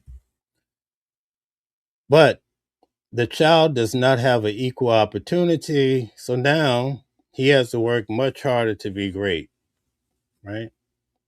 I heard a channel that I respected, right? She said on her channel, and quite frankly, I don't care. I'll go there, obviously, because I think anybody that's a thinking man or woman is going to get what I'm saying. She started talking about Austin is amazing. He was running fast and he could leap mountains in one leap. Carmelo, his grade point average is garbage. He he can't run. In court, we learned something different. The guy could run his butt off. You know what I mean? Um, but you see how at a high level people are pushing these narratives, and we have to wake up from it. And I don't want to preach about this too long. I'm going to cut here, but I hope that we can somehow do better as people and not result to violence. But you have to, at the end of the day, you have to go home. So I want to know from you guys, what's your solution? What should he have done? Okay. There's a guy in the chat saying he wasn't surrounded. The lady just gave you a testimony that someone testified that he was. Oh, that has to be a lie because I was over on WWW today and I love them so much. They would never lie to me. So, yeah, that can't be true. So, I say all of that to say this before I bring up our guest. In most cases, I guarantee you won't have the money to pay for a murder case, right? You're not going to have the money to pay for any of these lawyers that are charging you at minimum $350 an hour. Okay, Most people don't think about it until they get in trouble, though. Now they're calling around the family, people they haven't seen in years could care less about, hey, can you get my boy out? He got locked up. Oh, what was he doing? You know? Okay. The opportunities are often less, and college doesn't come easy because student loans, my background's in finance. I had clients that were doctors, 65 years old, $180,000 student loan. What the hell? You 65 years old, you have $180,000 student loan. Let that sink in. I'm not going to preach tonight, folks, but this case has got me in my feelings a bit, so I'm going to back away from it. All right. But anyway, let's bring up the guests and keep it moving. All right. So, we got the twins in the house. Shout out to you guys. All Hey, right. Mel. What's up? How are you? We are doing good. I know you just said you're going to bag away from the Carmelo No, no, Anthony no. case. That's me. That's Yeah, me. You guys can flow. You have the floor. I'm just saying I did my little spiel and I'm just chilling out for now. So go ahead and go. yeah. Tell us who you guys are. Introduce yourself. So I'm Jawandria. This is my twin, Dawandria. We are residents of Collin County, the same county that Carmelo is being prosecuted in. And there's an issue going on with my son, kind of similar to Carmelo. But before I touch on that, Mel, I want to talk about the defense attorney. I want to say at first, when I heard that he rested his case so quickly, I'm not gonna lie, it made me feel a certain type of way because I felt like, where is the fight that we're looking for? But when I went to the courthouse and I, gathered around some of the protesters, I understood that really all the defense needed was to prove reasonable doubt. And I feel like they did that. For many reasons. There's speculation, even though social media isn't important, they're putting rumors and things out here that, hey, there could be a video, he's getting jumped on, this is happening. And then you have the prosecution with a video that's not clear, it's not consistent, and you really can't see what goes on under that tent. So it boils down to the initial investigation that should have occurred. These are children that we're talking about, and everybody knows that children, they do one thing. They like the social media. They like to record. That officer, the detective, a person died. So if you're serious about getting to the bottom of it, taking that phone, looking through it with your eyes can only see so much. That wasn't enough. And they had a year mail to, take those phones. That what the defense attorney spoke on yesterday, the device that they put on there, and it can retract, everything that has possibly been deleted. It could have done that. And I feel like that's what the defense attorney, that's where he was creating reasonable doubt at. He's like, did you guys take that phone? Did you do a thorough search? um he brought, witnesses up that, well, everybody, their statements are contradicting. Some people are saying this happened this way, they're saying it happened this way. Even, with the defense attorney, if the prosecutor kind of tried to tie him up, one thing for sure that we all know, I mean, we all don't know if there's a video or not, but one thing that for sure that we all know is, we really don't know what happened under that tent. And you so know something, I don't mean to cut her off, Neil, but I never heard, not once did the prosecution bring up the forensics, like the DNA, the fingerprints. Did you guys test any of that for the fingerprints for the weapon, the DNA on the weapon? How did you guys prove that it was Carmelo's weapon? Initially, like, I don't care what he said, I can walk up and I can say that I did something to take up for her.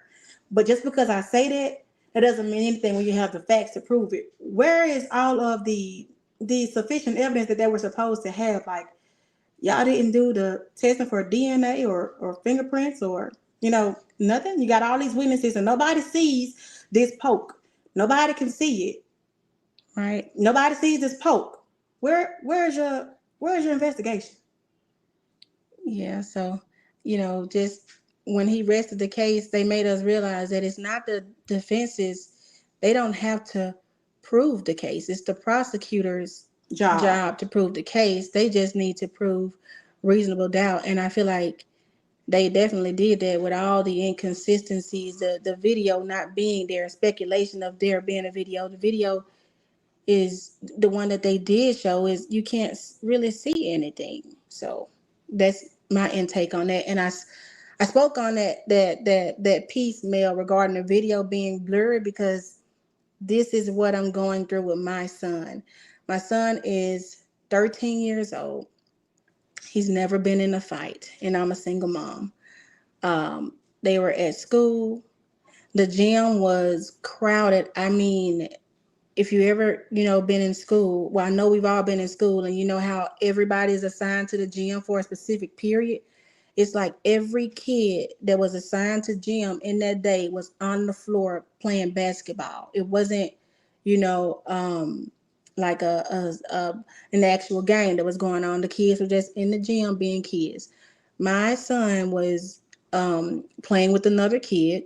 They fell, and my son ended up falling on top of the kid.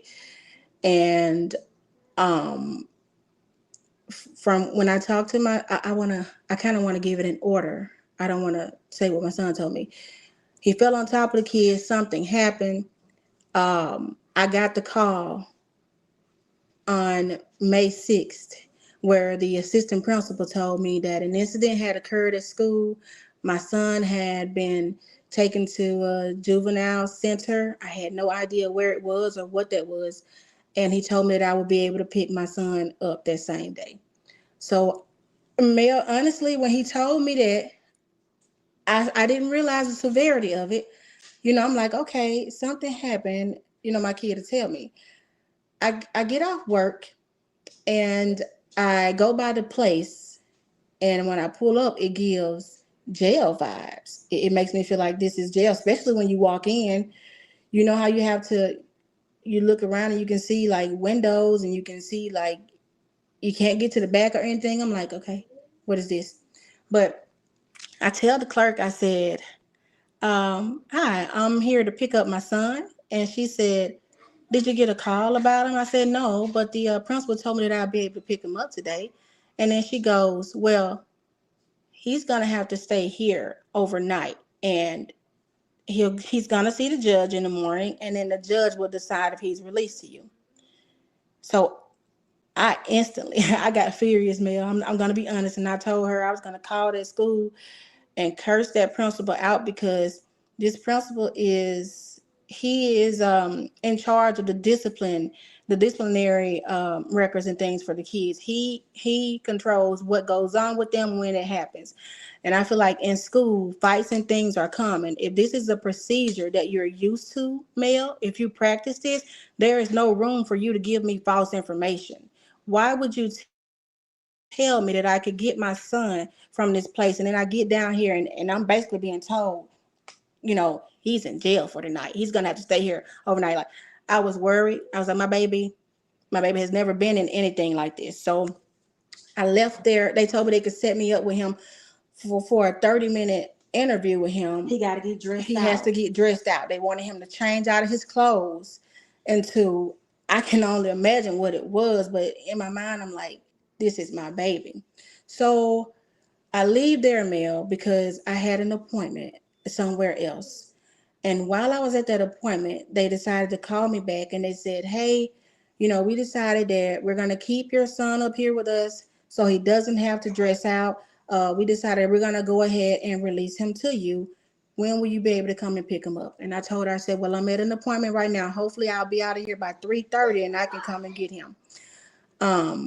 But that spoke volume to me, Mel, because they have kids, tons of kids that come in there, and they look at my baby and they see this kid is not a bad kid. Apparently, if they decided that they could release him to me and that he didn't have to go before a judge, because he's never really been in any trouble. So, Mel, I leave my appointment. We go to get my son, and I asked him, I said, son, what happened? He said, Mom, he put his hands on me. He said, he pulled my hair, and I asked him, bro, why did you pull my hair? And he said he slapped the glasses off my face and told me, get the fuck off of me. He said, and I punched him 2 times, and then they pulled me up. He said, and they were holding me, and I told them to let me go because if he got up to do anything else, then I didn't want them holding me. And so then he says, Mom, what's gonna, and I said, how did you get here? What happened? He said, Mom, they brought me here in the back of the police truck. I said, did they put cuffs on you? And he said, yeah. And I said, did they put them in the front or the back? And he said, they put them in the front. And I said, son, were you crying? He was like, yeah. He was hysterical, especially when they told him that, well, when they put the cuffs on him and took him away from there. And so he said, Mom, what's going to happen to him? Because he hit me first. I said, did you tell them that he hit you first? He said, yes. He said, and they even told me that they saw him slap the glasses off my face, but they didn't see him pull my hair. And that my punishment was worse because of what happened the previous Friday. Now, I'm going to speak on that, Mel. Apparently, there was an incident that happened Friday where the 2 boys had, a minor argument. The principal, when he called me on the 6th, this is the first time that I learned anything about the incident. This incident happened, the argument, the first argument happened on May 1st. And I got the call on May 6th where I was introduced to anything that could have possibly happened on May 1st, okay? The assistant principal basically told me that something happened on the 1st. While they were conducting their investigation, it led up to this incident that happened with my son on the 6th. So I lost my track of thought. So I'm sorry, I'm trying to get together because I've been taking a lot of notes. I asked for them to preserve all the evidence. My son told me that they told him that his punishment was worse because of what happened on the 1st. So I had to meet with the school following this. I immediately asked them to preserve all video footage. I want all witness statements. I want any and everything that was, used. I want the statements from the 1st, what happened on the 1st. And then I when I met with them at the school, when I met with the principal, the assistant principal, I said, listen, I said, the first time that I heard anything about what happened on May 1st was when you called me on the 6th. I said, when you called me, you made me feel like the boys were playing basketball. They fell, and my son just got mad and attacked this child. That's how I felt like you put it to me. I said, but he told me that, he told you that child hit him first. Did he tell you that the child hit him first? He says, well, it may have been mentioned about the self-defense, but again, we're not going to talk about the other student. We're here to talk about, I said, but no, I said, we need to talk about the other student. I said, because your investigation is not concluded. And even when we were in that meeting discussing the placement, because this is what the meeting was about, this was on the 7th. He said that obviously there needed to be more investigation done because we have now said that the other kid assaulted my son first. Even though they already told my son, the assistant principal and the SRO officer told him that they could see the child slap the glasses off his face, but they didn't see him pull his hair. And his punishment was worse. So I also told them, I said, you guys didn't follow protocol. I said, if anything happened on the 1st, you should have reported that to me. If I needed to intervene, I could have done so. I could have, talked to my child. I said, but furthermore, I don't feel like I needed to because my child told me that he hasn't had any issues with this kid beyond that. I said, you guys had Monday to call me and you had Tuesday to call me. Today, I said, you called me on Wednesday to tell me about this incident. No one called me about anything. So, Mel, I question that. I tell them that I disagree, with their decision to place my son in DAEP because they charged him. I failed to say this. They charged him with assault with bodily injury, and that results in a mandatory DAEP placement. Wait a I minute. learned How old is he? he's 13 years old. He just turned 13 in March, and he's seventh grade. They charged him with assault with bodily injury, and they said that the child had a knot at the back of his head. So, Mel, they did give me the witness statements, and I did get two videos. I got two videos of the altercation. When I go through the witness statements, Mel, all three, I think it's three, is it 3D? It's three witness statements. All three witness statements say the child slapped my son's glass, slapped his glasses off his face.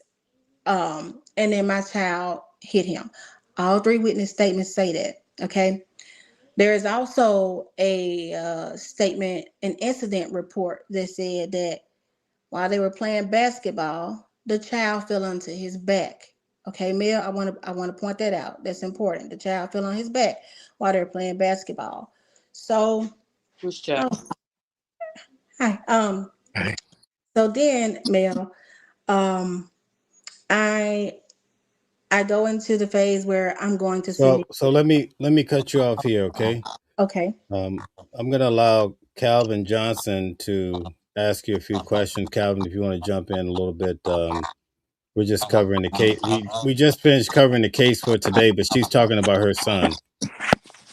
Somebody needs to be muted, and then we'll go to Shantae.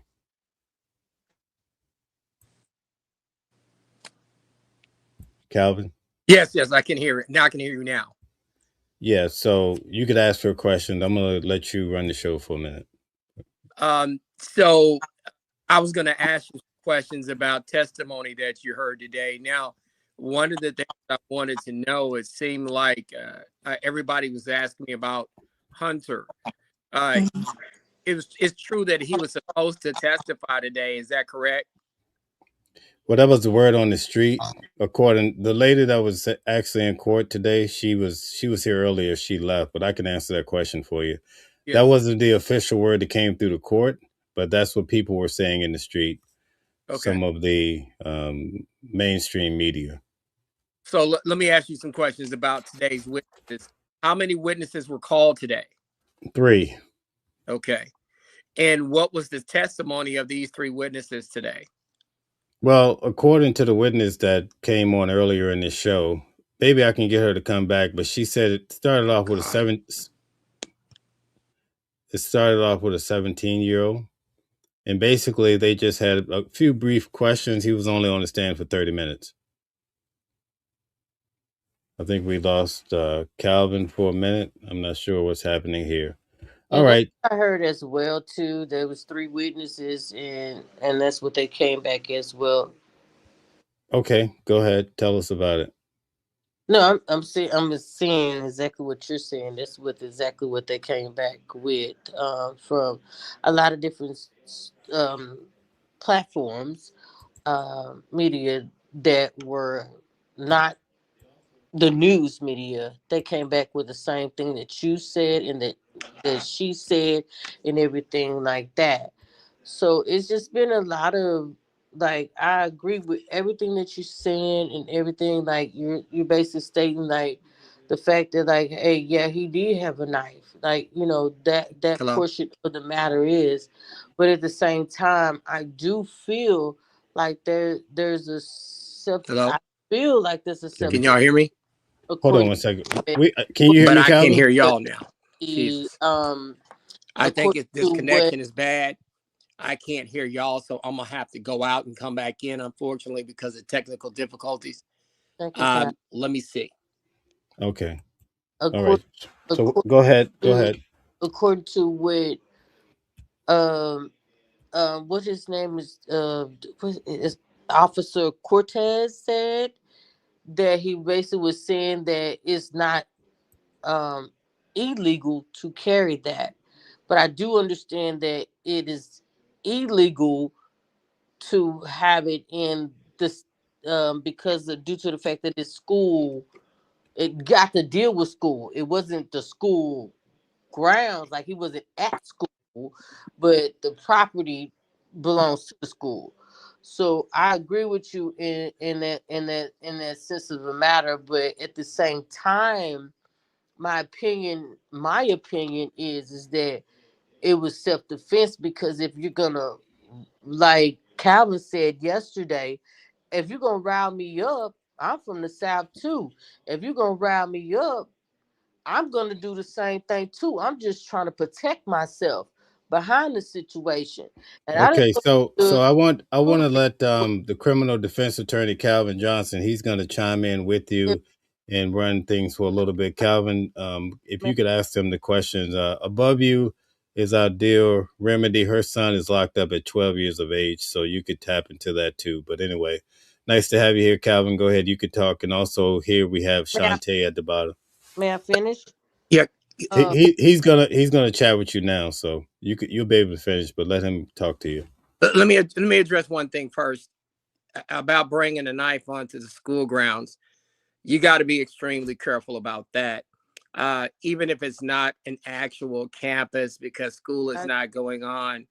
When understand that. you bring a weapon on a school campus, that is basically can be considered for automatic expulsion for up to 180 days. So um, the campus administrators at that point, if you bring it on campus, they can actually have uh, a hearing with you, and they can decide to basically expose you from the school, and they can send you to an alternative school for up to 180 days. Sometimes it's shorter, but they can do that. So that's one issue that you have that you got to be concerned with. Now, one of the things that I am concerned with Mm-hmm. when you have this situation is if it's a situation where, let's say, Austin grabs him and kind of Right. does the football thing with him and ends up on top of him, and Carmelo ends up stabbing him, or the knife ends up going in him because of that. Uh, you could see a situation where maybe Carmelo does not definitely intentionally stab this individual, and that happens. However, when you bring that knife onto an educational campus So and you what have it in your bag I asked the question, was it and you end up or using it just in a some kind of shape, form, or fashion, we edu- have to be careful because everybody isn't going to have our opinions about how we approach things. Like, for example, I'll tell people, if you touch me, maybe I'm going to be a little rowdy and I'm not going to put up with certain things. But when Mhm. you have these juries sometimes, number one, don't look like us sometimes, A. And B, when you have these juries, you have to be extremely careful because you're going to have two issues that I think if if I'm concerned about Carmelo, these are my two concerns about him and his case Mhm. in terms of if I'm the defense. If I'm the prosecutor, I'm going to go in and I'm going to say he brought a knife onto a school event, onto an educational environment, campus that he's not supposed to have. But was it a And Boy Scout knife? even though he did know the individual Eddie that's sitting under the tent, he is over at the other school's tent and he has the knife. He's not supposed to have the knife. And so they're probably going to try to turn that into something and try to say, hey, he's over at the other school's territory and he has the knife with him. So he went over there to do something. I'm telling you, that's how they're going to try to put that. The flip side to that is I know Eddie. I have history with him. I'm just going to see how he's doing. And these folks are bothering me and they don't have a right to touch me. So those are the things that you kind of go back and forth with. My whole concern is Carmelo didn't testify. Now, I always tell people, you have a Fifth Amendment right not to testify, so you don't have to testify. But when you're trying to walk somebody out and get them found out guilty, and you have some other student who has lost their life, it gets a little harsh because they didn't sit and heard their boy's mama cry, and then they didn't even get to hear from Carmelo. You got to be careful. I mean, some attorneys will say, you know what? I'm concerned about how Carmelo would answer questions. I don't feel like I need to even put him up there. Maybe I don't need to put him up there. But then the flip side of that is, can he tell his story in a way so that everybody understands what happens clearly? Because if Austin did the football move on him where he went up under his shoulders and maybe flipped him around and he gets stabbed, then that explains everything. So I know he doesn't have to testify because, hell, I'm a lawyer, so you're not supposed to hold that against an individual. I still feel like in the back of my mind, sometimes jurors do still hold that against somebody. So if I'm the defense, I have a concern about that, and that's a real concern based on my experience doing this, and I've been doing this for 24 years. So it's not whether I feel a particular way I'm trying to stump for Carmelo or stump for Austin. I'm just telling you what my concerns are, what I would be worried about, what the things that would give me concern, so that's what I can tell you guys about that part of it. From some of the testimony from the coaches that Mel shared with me, it seemed like when everything happened, Carmelo first definitely said it was self-defense coming out of his mouth. And he didn't initially even think that he had even hurt Austin, and that he thought it was something small and that Austin was going to be okay. So when you have that, you don't think that there is the intent to actually kill someone when somebody is acting like that, when you have that kind of altercation. So there's a lot to unpack here. But once again, my bigger concern would be the knife and the fact that he's over in their tent, even though he does know Eddie, is you got a weapon and you over on their side of the tent. Now in today's world, in schools, people kind of fraternize with each other. I come from a different era where if we're playing against a school, or we're running track against a school, or we're playing football against a school or basketball against a school, you don't go over there. I can only imagine if Lincoln and Madison were playing and I'm Lincoln and I go under their tent. No, we're not going under their tent. You wouldn't make it out of there. We didn't do that. So for some people, especially if you got some older jurors, they come from that era where, hey, we don't like our rival. We don't like somebody we playing against. So we don't really fraternize with that side. So if you go over there, then you're going over there not for a good reason. So those are some of the concerns that I would have, especially when you have that situation and somebody loses their life, whether you like them or not, whether you are concerned about what the race of people are. Somebody did lose their life, and you got to be extremely careful about that, because even though to the white and the black folks that may be important, to jurors who are from other races and other walks of life, that might not be as important as the fact that a human being lost their life and you got this situation going on. So we got to be careful about that kind of stuff. I'm sorry for cutting you off. I do apologize. But so somebody was talking about earlier about the knife. I think one of the young ladies, and what was her name? I just want to ask, do you think that it was for a good reason? Hello? Or, like, I guess the more point of it is that if he said, Can y'all hear me? I know that's not he We said. can we can hear you. Can you unmute yourself? Can you hear me, Calvin? I'm unmuted. I can't hear y'all again. I don't know if he unmuted me. I'm gonna go back.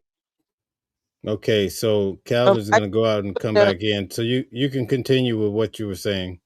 I just want to know, is like, far far as the circumstances, like I've been watching the trial. I've not only been watching your channel, I've been watching other platform channels as well. And a lot of you has said the same thing about the case, is that a lot of people have not been come forward. They haven't come forward with the truth about a lot of matters. And I understand that he is a lawyer within as well, not within the case, but just a lawyer per se.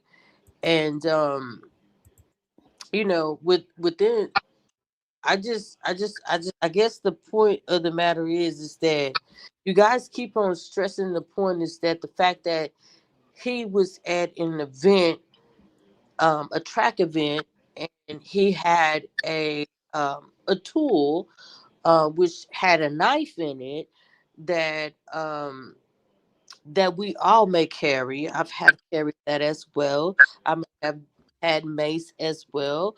I may have Can, had a I'm lawn sorry. Can you as give Calvin well. a question? Can you give him As a direct well. So question? I'm just, what I'm saying is, I'm just expressing how I'm saying. So I may have things that protect me from, not saying that that's what he was using it for, but what I want to say is that I may have tools that'll protect me, because I have DoorDash. I have done other things that I feel like, okay, well, if I'm going in this area, or if I'm going in this situation, I just want to make sure that I Hey, protect. Shantae, can you give Calvin a question so he can answer Okay, it? 'Cause we only have him here for okay, a short time. okay. Well, I guess I have to reach out to him personally.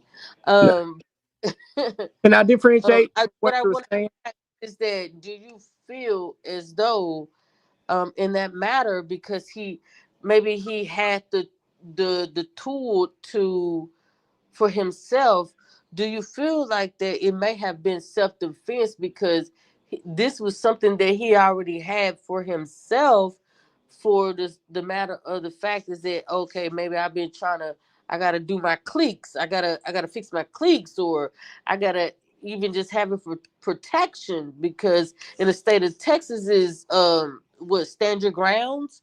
So what do you feel in that nature to Let, go let, with that stance? let me tell I y'all so y'all understand where I'm coming from. I'm kind of unique in terms of most attorneys that you talk to, not just because I'm a criminal defense attorney, the other thing that I do. So to let you know, I represented the largest teachers union in the state of Texas for about 20 years. And so I have a vast knowledge of education law as well. And so when you go on to these campuses or these athletic events, they list outside things that you can bring in, and things you can't bring in. And so if they list those things like knives, weapons, those types of things, like if you're missing mace, that's a different thing. But if they list a knife, they list knives, guns, any other weapons. They literally list those things, and they tell you can't bring those things inside of the meet, and they say those things are prohibited. And the only thing that I'm trying to explain to you, I definitely understand how you feel about the self-defense, because with Mhm. Austin being bigger than Carmelo, and probably the way he even approached Carmelo, darn well could have been self-defense. What would concern me for Carmelo, if I was representing him, if Mhm. the state could come in and say, hey, we get all of that, but this individual brought a prohibited weapon into a track and field event on school property, when there's clearly a sign telling him he can't do that. Not only does he do that, he brings it onto school property, and then he goes to their side, and then an altercation happens for whatever reason. And so you got to be careful. And the reason why I always tell you, it's not the things, all the positive things, if I'm Carmelo's attorney, that I worry about. I worry about my blind spots. And what I always tell people, you don't pay me to think like I think, you pay me to think like they think, because I need to be able to see what's coming, and I have to be able to have arguments counter arguments to what they're going to throw up in our faces. And so I guess if they do closing, the other side, which is the defense team, is going to have to come up with an explanation or at least soothe the jury's mind about why they should give him this benefit of the doubt of being able to bring a prohibited weapon onto a school event and then have the benefit of using it even though it's prohibited, and then somebody loses their life because they brought that weapon onto an area that they were not supposed to bring it in. You got to be careful about that kind of stuff because that's the precise argument that the other side is going to make. And that's an argument that you better have an answer for, because if you don't, it could cause you a problem. That's understandable. But may I ask you another question? Sure. Why does the state law of Texas say that you can defend yourself at work, but you can't defend yourself at school? So It's not. They don't say you can't defend yourself chapter at school. was it They 9? just have something posted. It says that you can defend yourself. That's not how that works. There's no law saying that. What I'm trying to break down to you is, the only thing I'm breaking down to you is, they have signs posted saying what you can and can't bring in. And so when you bring something in that's prohibited, like a weapon, as a defense attorney, I have to have an answer for that. I have to have an answer of why, jury, why I want y'all to give my guy the benefit of the doubt, even though he brought a weapon in and he ended up using it to defend himself and somebody ended up dying. I'm telling you, you got to be able to have answers for that. And it's not one of these things that you're not allowed to defend yourself. That's a whole separate situation. You're always allowed to defend yourself. It's just that I have to make sure that I have an answer for that, because if I don't have an answer for that, that could be a problem. So I guess the main question is that, like, if you can have it at work. So let's just say if a teacher, if somebody was attacking a teacher and she had a knife with her, right? Law in Texas says that a person that works under certain circumstances can have a weapon and they can defend herself. Why does it not apply to a child that had a weapon but was intentionally to use it against anyone, but just was trying to defend herself? Why can that not be the same case? Because it's an educational environment, and you don't want. They are as well. But listen, you don't want weapons in the educational environment, and they have different rules for educational settings, and they tell you that. They post that stuff before you walk in, and so they let you know ahead of time that if you're stepping on to a facility or a campus or a track meet or a building, that you can't have certain things, and if you have certain things, then they're subject to be taken from you, and you can be charged with a criminal offense if you have them. So that's why you got to be careful about that. Those school environments are different. Those educational environments are different. So let's go back. That's just how it works. Allison case, where that was on school grounds and that was on school campuses and stuff, and they got acquitted for it. What happened in what case? The case of CAYSEN space ALLISON. What was different between that case? Well, for me, first of all, me to comment on that, I would him of any murder. For me to comment on that, I would have to do some extensive research to be able to differentiate. I gave that to watching World 777, the World 777. I know, but let me explain something. When you're using that case law, there's a bunch of different situations deep into that case where you have to differentiate between what happened in that case and what's happening here. So there's a lot of differences in these cases. No two cases are exactly alike. No set of facts are exactly alike. And so depending on that particular situation is where you can get a different. Okay, so I'm sorry. Shanti, it was nice having you on. I hope you come back on the show.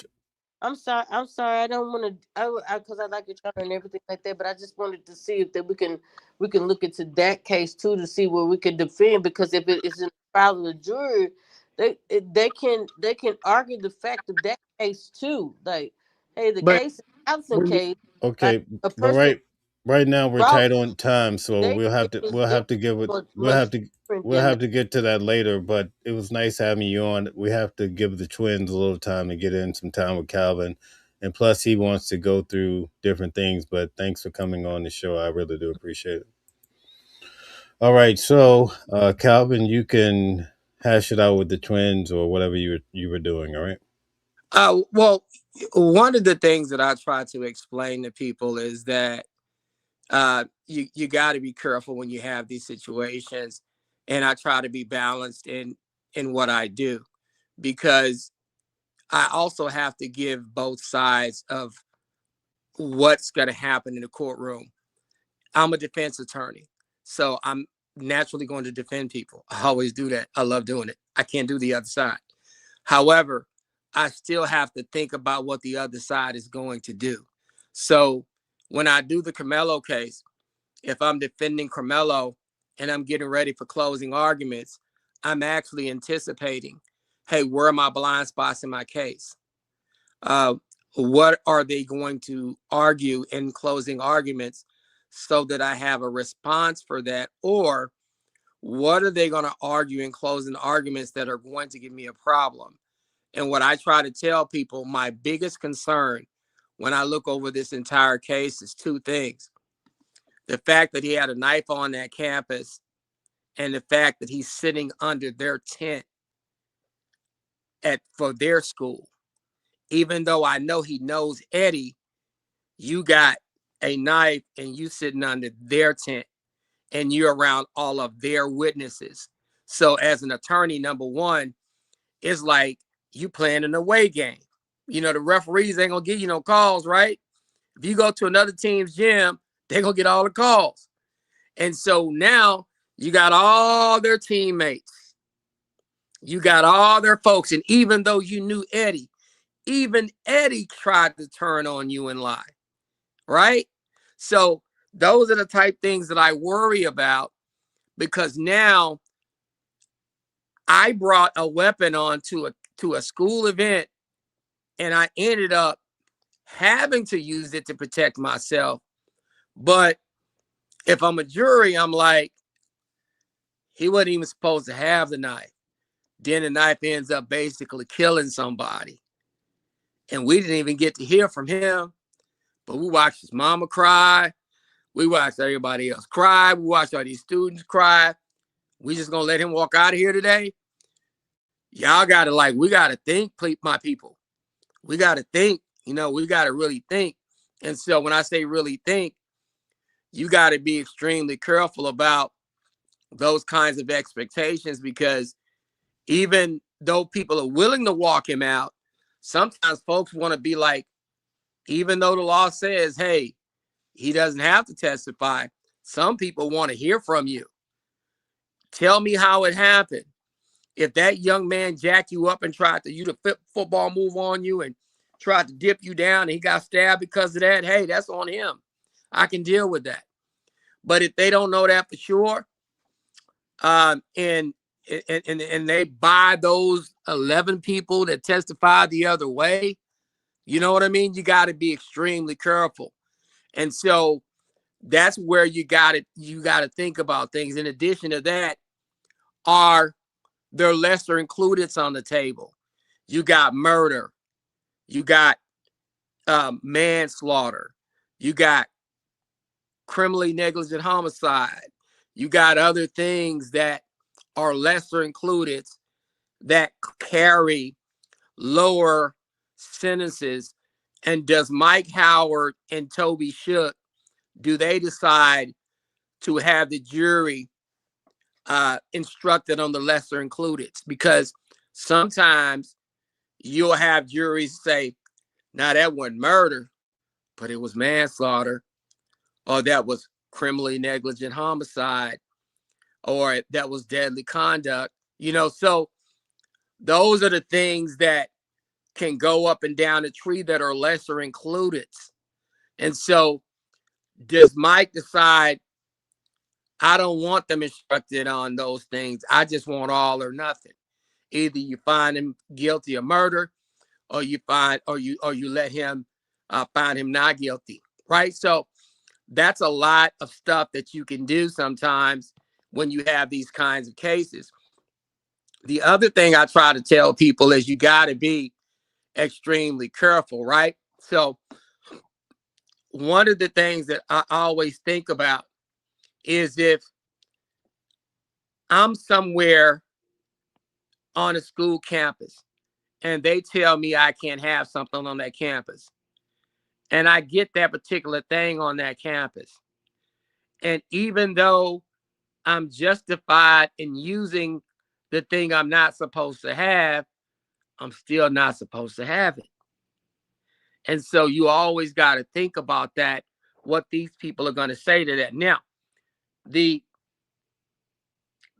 defense team is going to say, thank God he was able to have that, and he just happened to have that in his bag. He might not even be alive now. He wouldn't have been able to defend himself. So that's what I'm going to say as a defense attorney. However, if I'm the prosecution, I'm going to say, hey, we wouldn't even be here today if he was just followed the rules on that sign. If he'd have followed the rules on that sign and never brought that knife on this campus, which it tells you clear on that sign before they walk in there that you can't have this weapon at this track meet, if he just followed the rules, none of this would have happened. I'm telling you, that's exactly what they're going to say. All right, so what happens when they say that, right? Mm-hmm. So that's what we got to deal with. All right, so I have a question for you as a defense attorney. I still can't hear you. Can you hear me?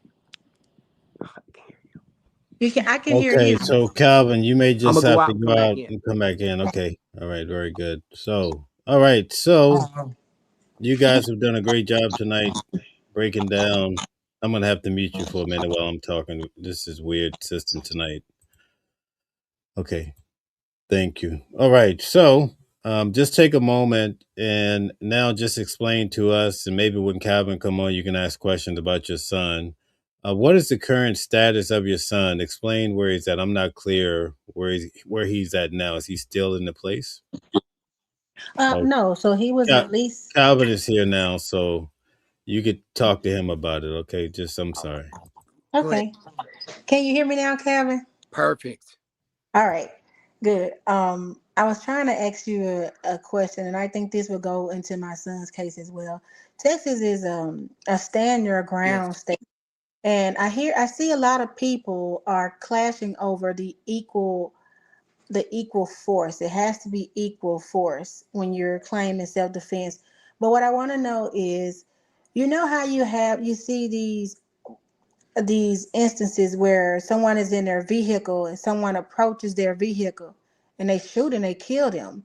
Mm-hmm. I want to know how that is how that differs from Carmelo, because it's definitely not equal. Or if you're in your car, right, and someone reaches in there and punches you in your face or try to grab you out of your car, a gun, killing them is not equal force. I mean, the fear for your life could be established, but I want to know, how is that different? Like, how is that justifiable, and what Carmelo did isn't? Or how could that be justifiable? Equal force. They're saying it was an equal force. He could have pushed him.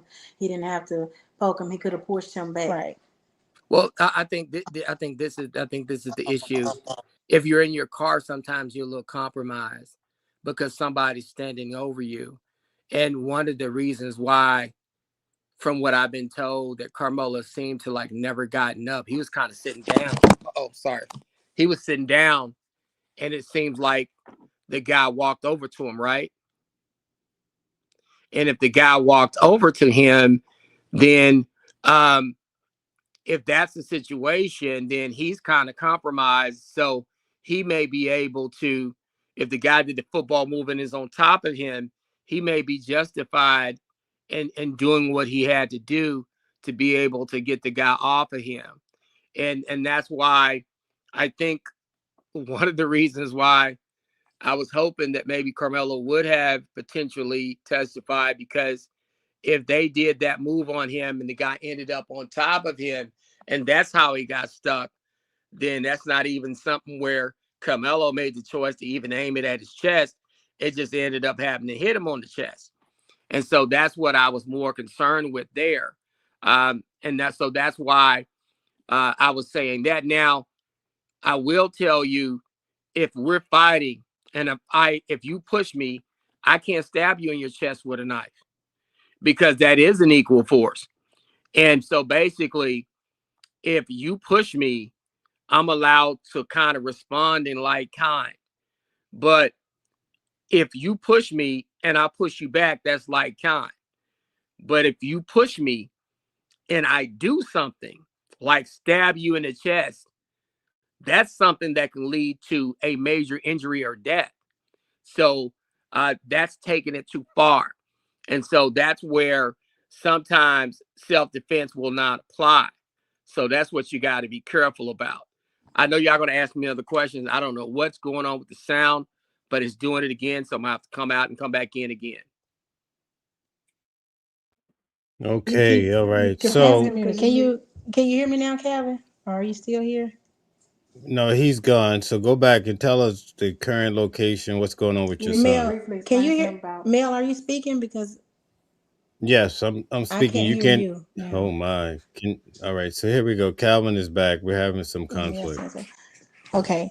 Now I'm gonna have to leave and come back, Mel, because I can't hear you. The sound went Okay. out. All right. Very good.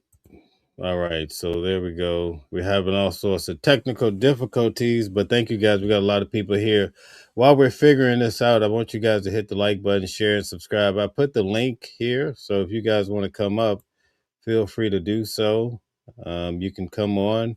There's a few tough guys. I'd like to talk to the tough guys tonight. Where you guys at? Come on up here and be heard, respectfully. But if you want some smoke, come and get it. It's all good. Come on up here and get this smoke. If you want to talk some junk tonight, it's getting late. Let's call it the late night smoke. Come on up here and get some. Yeah, that's what it is. Calvin is still not here. So I'm just gonna mute you guys. All right. We're still waiting on Calvin. Okay. Let's see here. Where's Calvin? Okay, here we go. Let me remove this one. Give me 1 second, everybody. Where's Calvin? Calvin, we're still having some technical difficulty here getting you up. I think it's your internet, if you can hear me, Calvin. Yes, I think it is, because Okay, there we go. There we go. We can hear you now. So, all right. Okay, how's So everybody you can hear me? Good. Everybody's good. Yeah, we can hear you. Okay, what other questions did y'all have? All right. So the Oh mutual, boy, the it went mutual again. self. It went again. So let me see. Let me see what I can do, y'all. Hold on, okay? Okay. Give me a Okay. second. Not I'm sure gonna what's come all the way happening. back in. All right. So, do you guys hear me okay? Yeah, we can hear you. Okay. So, explain to me what's happening with your son now currently. So my son, he was released to me that same day. Remember, I said that they looked over his record and they decided that he wouldn't have to go before the judge. They would release him to me because he seemed like a pretty good kid. He came home with me, but I did receive a letter in the mail today, and I think they did mention to me previously that he would have to do some type of probation, House arrest. house arrest. He has to be in a house, which he doesn't go anywhere anyway. I keep him here, but he has to be on probation. Like it's a charge on his record. It's a serious charge. I think when I was speaking, I left off at the fact that I requested all of the witness statements from the incident that happened on the 6th with the actual fight, as well as the incident that happened on the 1st, where he and the child had an argument. Now, this is where it gets interesting, Mel.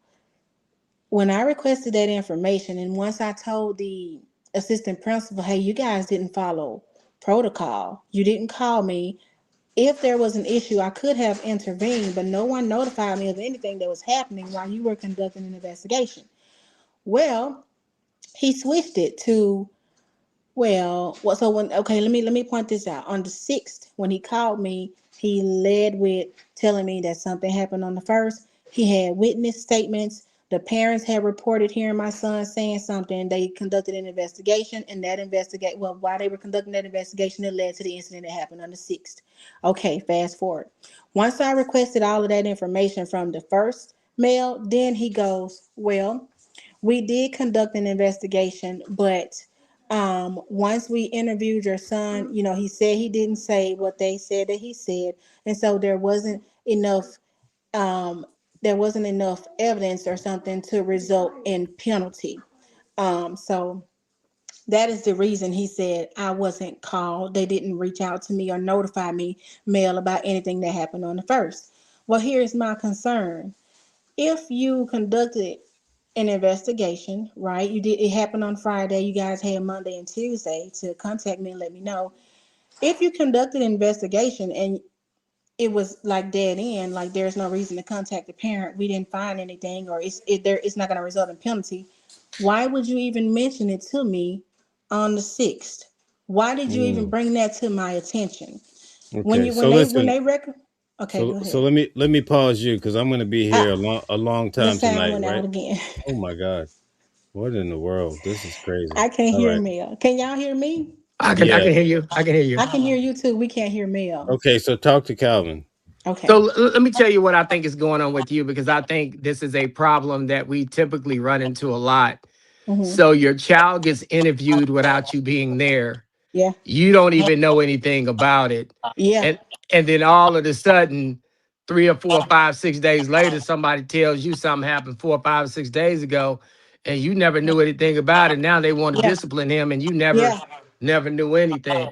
That's And, exactly. and see, one of the issues that happens is when you're at school, they treat it like in Texas, like a child involved in delinquent conduct. They almost treat it like it's a civil type thing as opposed to a criminal type thing. And what happens is instead of treating it like a criminal matter where you would have the right to have an attorney, to have your rights read, to have all this other stuff, it kind of goes under your code of student conduct, and they almost kind of treat it like a civil type thing, which means they're going to bring the student in and talk to him without mom there.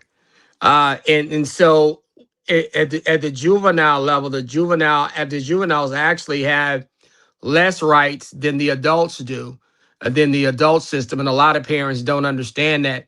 They do this a lot with the kids, and so I always tell my parents, before you send your kid to school, if they end up in a situation like this, you should always tell your kids, don't answer any questions without your mom and them there. If you're not going to allow me to talk to my mom, I'm not going to tell you anything, because ultimately they're going to have to let you talk to mom, because at some point they got to let you go home. Because if your kid don't come home, you're going to be, well, where's my kid at? Where's my child at? So you always got to tell your kids to hold tight and make sure that they talk to you, because they don't have as much rights as regular adults. So you always got to realize that in those school investigations, because remember, even if your child ends up in juvenile, they civilly serve you with something that says your child is involved in delinquent conduct. It's almost like they're serving you. So it's almost, even though it can be criminal offenses, they treat it like it's civil in nature. All right. Yeah, thank you, Kevin. So I want to give you, I know you're in here for a brief time, but I want to give you Yes. a little bit more, little more details. Uh-huh. So the video, I requested the video footage and I requested the witness statements. All the witness statements indicate that the child did hit my child first. Okay. There is an incident report I never received the other child's statement. I don't know if that's due to FERPA for Texas or not, but I never It is. received what he said. But they said that the child had a knot in the back of his head, and then the incident report said that the child fell onto his back Mhm. during a basketball game. So I pinpointed the inconsistencies. The video, remember I said it was there, every child in the gym was on the floor. So they were Mm-hmm. pretty much crowded around. You really can't tell how you can tell you can see that they fall, but you can't see how my son ends up on this child like that. Mm-hmm. Now, here's the thing. They said they never saw him pull my son's hair, but we saw it. We see his head go like this. And I Yeah, so you actually can see tell. him, I can see him pull his hair. Mm-hmm. So I submitted an appeal. I said, you can see that the child pulled my son's hair like he said. He indicated to you guys that it was self-defense. Also, while they're playing basketball, I feel like the injury is inconsistent with the video footage because the kids are crowded around. You can't see. That's why I said, similar to Carmelo, you can't even see my kid hit this Mm-hmm. kid. You can tell Mm-hmm. something's going on, but you cannot see him physically punch him. And so Mm-hmm. if he's forward facing him, how did he put a knot in the back of his head? That was my question. So I submitted my appeal. Well, they upheld the appeal, and when they sent it back to me, now the story kind of shifts a little bit. Now they tell me, Calvin, that um the child was acting in self-defense because my Mm-hmm. child was already on top of him by the time he slapped my child. They also said that the child had a knot behind his ear. Now I feel Mm-hmm. like this is a big inconsistency because the back of the head is different from behind the ear that Mm-hmm. you said at first. I pointed out that inconsistency. Secondly, well, I just submitted my second level appeal and I'm like, hey, so I want to point this out. When I called them out on not informing me about the May 1st incident, the principal sent me communication saying, hey, that had nothing to do. The May 1st incident had nothing at all to do with his placement. They ruled it out because I called him out on protocol. Mm-hmm. So if we are not referring back to the May 1st incident, Calvin, we have two Mm-hmm. boys in the gym, a bunch of kids playing basketball. What reason would this child have to act in self-defense? We're in Mm-hmm. a basketball game. Whether Yeah, it is a real game or not, we all know that in basketball you it's gonna are be rough. subject to injury. You Yeah, might get hit, in the face, but that does not mean turn around and swing. Again, yeah. Bingo. if we're not including this May 1st incident, what reason would this child have to act in self-defense? Now you're trying to tell me he was acting in self-defense because my child fell on top of him in a basketball game. And my biggest problem, Calvin, with Mm-hmm. it, I know they cannot discuss with me what happened to the other child, but I know that child was not down there in the detention center when mine was down there. And I Mm-hmm. don't feel like anything happened to that child. That child is white and my child is black. And Mm-hmm. furthermore, that child didn't get put in handcuffs He and didn't get taken out of that embarrassed. school. That child didn't get put in the back of that police car and taken to a detention center. That child didn't get told that he couldn't go home to his mama. Ours received the punishment loud and proud. That one, Mm-hmm. even if y'all try to go back and try to do it now, it's not the same. They're not going to experience the Exactly. same thing because y'all didn't do it the same way. And now he has to go over here to a DAEP placement that is like jail. They have to walk through this damn gate. I And know they it. have to have metal. They have to be searched. Take their What shoes off. school is this at? If y'all mind me asking. Clark Middle School in Collin County. Uh-huh. Clark Middle School and Clark. And Mm-hmm. see, this is why I said, Calvin, equal Mm-hmm. force, because then even when in her appeal, when she Mm-hmm. upheld it, one of the things she said to me was, my child used excessive force. I guess because the child slapped him and he turned around and punched the child. I don't Mm-hmm. understand. I do not Yeah. understand. To me, he should be able to. Yeah, man. It's a slap punch. To me, it's the same thing. Right. It's just, but one of the issues that you have, especially on these school campuses, those people have a lot of leeway in the way they do things on these campuses, and that's why I'm extremely careful about where I send my kids to school at, especially some of these public schools. Some of these, my kid actually goes to a private school because I don't want them pigeonholing my child doing things to them like that Yeah. because they will treat children differently. There's been a study showing that they will over discipline black kids, especially black males. And so I'm always aware that that's something that you got to be careful about. And so, especially when you go to certain schools, you always got to have your ears up on that one. And unfortunately, at these campuses, they have an appeal process in place, but by the time they make the first decision, you're already behind the eight ball because they ain't got the information out. Then it's time for the second. It's time for the hearing. They didn't give you a chance to get a lawyer and talk to nobody. Hell, the next day is the hearing, so you ain't have a chance to go find nobody. Then you're at level 2.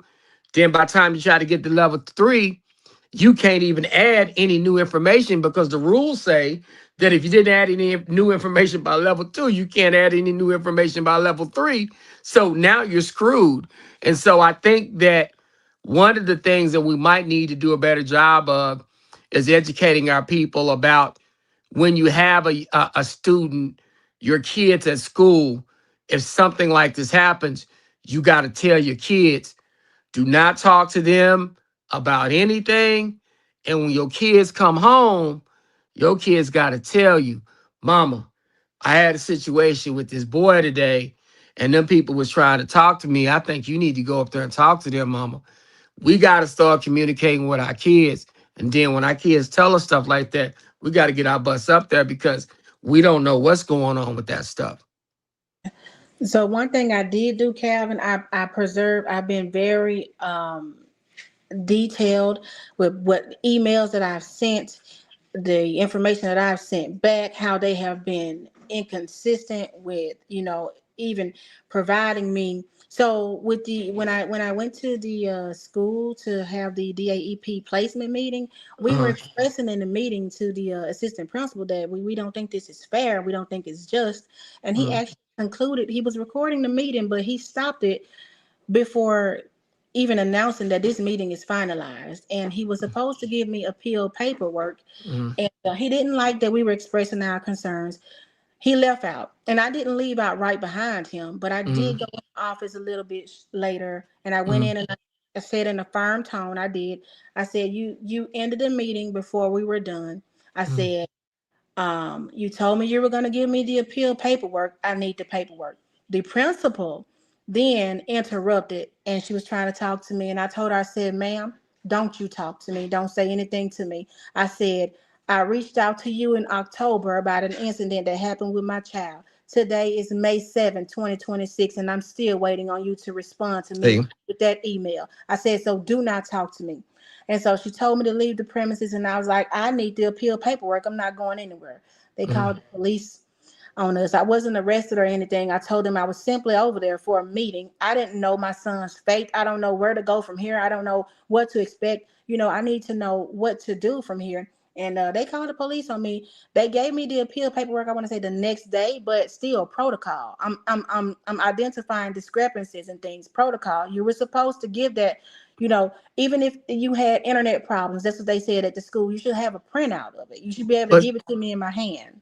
see, that's one of the things that I always try to tell people.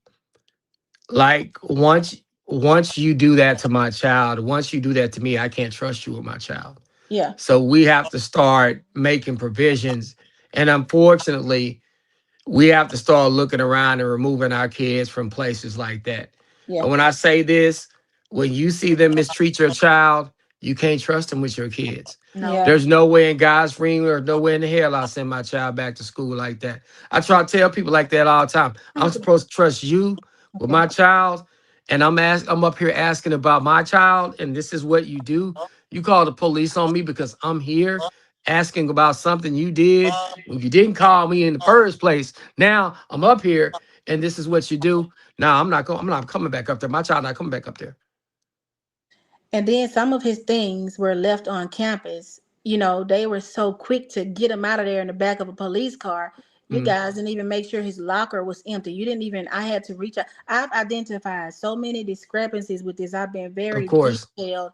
And I even went so far, Calvin, as to send a request to I don't know what she is, but I wanted the aggregate mm, data from the placement of the DAEP because majority of those children are over there are African American. There are some other children, but the majority but are African but American. And once so again, that's why I try to tell, like, we have to start paying attention when certain schools and school districts are doing certain things. We have to move our kids from those school districts. And then when they treat your child like this, we got to communicate with each other and have those conversations and say, you know what? This is not a good place for your child to go to. And then instead of continuing to argue with those particular people at that school, you got to get out there. You got to start going to talk to the people on the school board. You got to sign up to speak at the school board meetings so that they understand what's going on at these campuses, because that's the best route to take. Because what's happening is you got a lot of people on these campuses, and even in the grievance processes themselves, they're just covering for each other and ratifying what is already happening. So that's where y'all got to be careful, y'all. And I know it's getting late. Unfortunately, I got to get ready to go. But let me share this with y'all. When you see your child has been treated a certain way at a school, we got to start looking at removing him from those types of environments, because we're trusting our children with these people. And when I say with these people, your child is important to you. You spend your time watching them, feeding them, making sure that they're okay. And when you have them in a situation, you feel like they should get the benefit of the doubt if somebody else did. So if they're not going to do that, if they're going to mistreat them, no, you don't allow somebody to mistreat your child and send them right back into that environment. That's a no-no. So you got to pay attention to what's happening. You got to talk to your kids ahead of time. Them folks up at that school try to talk to you without me being there. You tell them to call my mama. That's it. That's how we're going to do that. All right, y'all? Y'all take care. I got to jump on off here. And y'all have a good day. Hey, Calvin, Take care. Calvin, can you hear me? Okay, I guess not. All right, Grumpy, can you hear me? I can, yeah. Okay, you can hear me. So, Grumpy, what's on your mind? Talk to me. Well, so I had a stipulation of what Calvin said about children and about kids in schools, because my son back in his freshman year in high I school, can't hear, so I'm gonna leave and come back. Okay. he was accused of indifference of right, and so then the principal or the vice principal attacked my child, right, without the parent, guardian present or his lawyer, and so I went into school, and it was total all bad. But then find out later the girl and the kid, they actually threatened to kill somebody with a knife in a parking lot. The kids were messed up, but not my child. So it was weird to me. I was going to bring it up to Calvin's attention, but you know. Oh, okay. You just missed him. I did. I couldn't get the stream to work. I was trying to jump on there quickly. I was like, hit, go work. And you know, it didn't work for me, but you know. Hey ladies. I see your channel's going quite well. Can you tell everybody how to find you and lock in with you, Grumpy? What is it, Grumpy 2729 or whatever? Well, I'm frail. I don't remember. Yeah, I used to know it by heart. I can't even think of it. It's 719. It's Grumpy 7921. We do a lot of fun. We have a lot of fun. We joke around. We have a lot of pleasure. And, you know, we love Mel to death because Mel's an awesome guy. And he likes getting straight and narrows, and he likes to get to the facts. But, Yeah. So Grumpy, give us your opinion about this case. In my opinion, because I've been shot and stabbed, and I had a horrible past, and I've been in a few conflicts in my life. I don't see self-defense. I don't.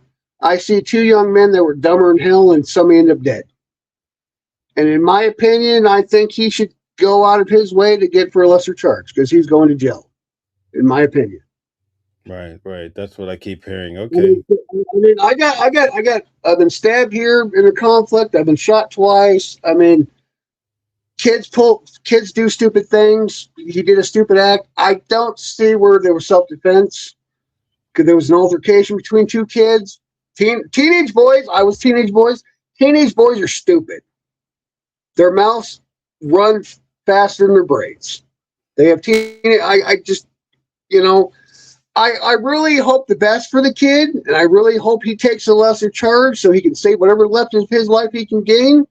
I really do. I really praise that he will take a lesser charge. He's not getting out of this. There's too many people.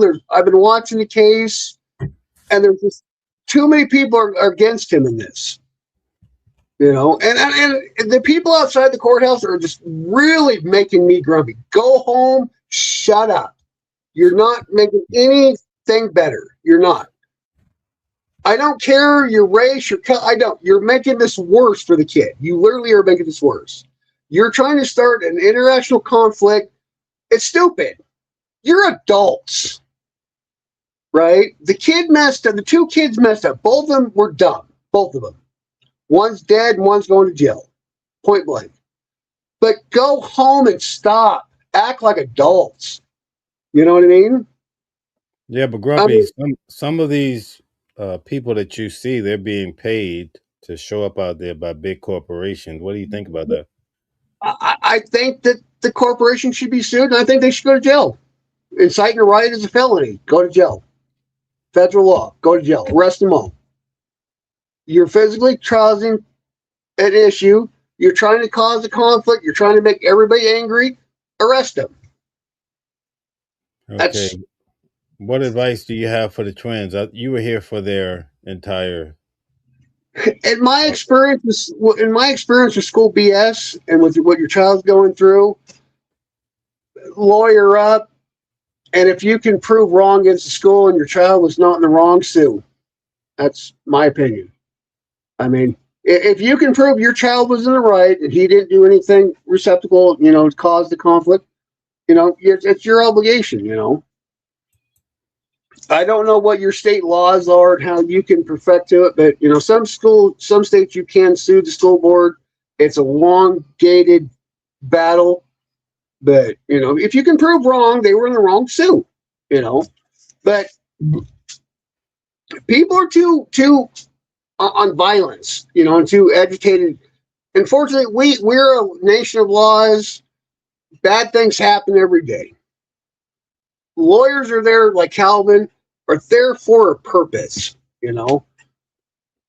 And there's a lot of pro bono attorneys that if there was a conflict of interest, they'll take your case. You don't need any money. They will take your case, And it's better in the long run for you as a parent and the child not to be over exacerbated with the school itself, because the government's always going to win. If you try bringing it with mouth or any of that, you're going to lose every time. But if you can prove your case, take it to court. 100%, take it to court. Let the courts decide. Should he have taken the stand? In my experience, I don't see the kid in the wrong, but that's in my personal opinion. But the courts find other things differently. Unless you just drop to the ground and you're pretty much, if you engage in it, you're pretty much 50% in fault for it.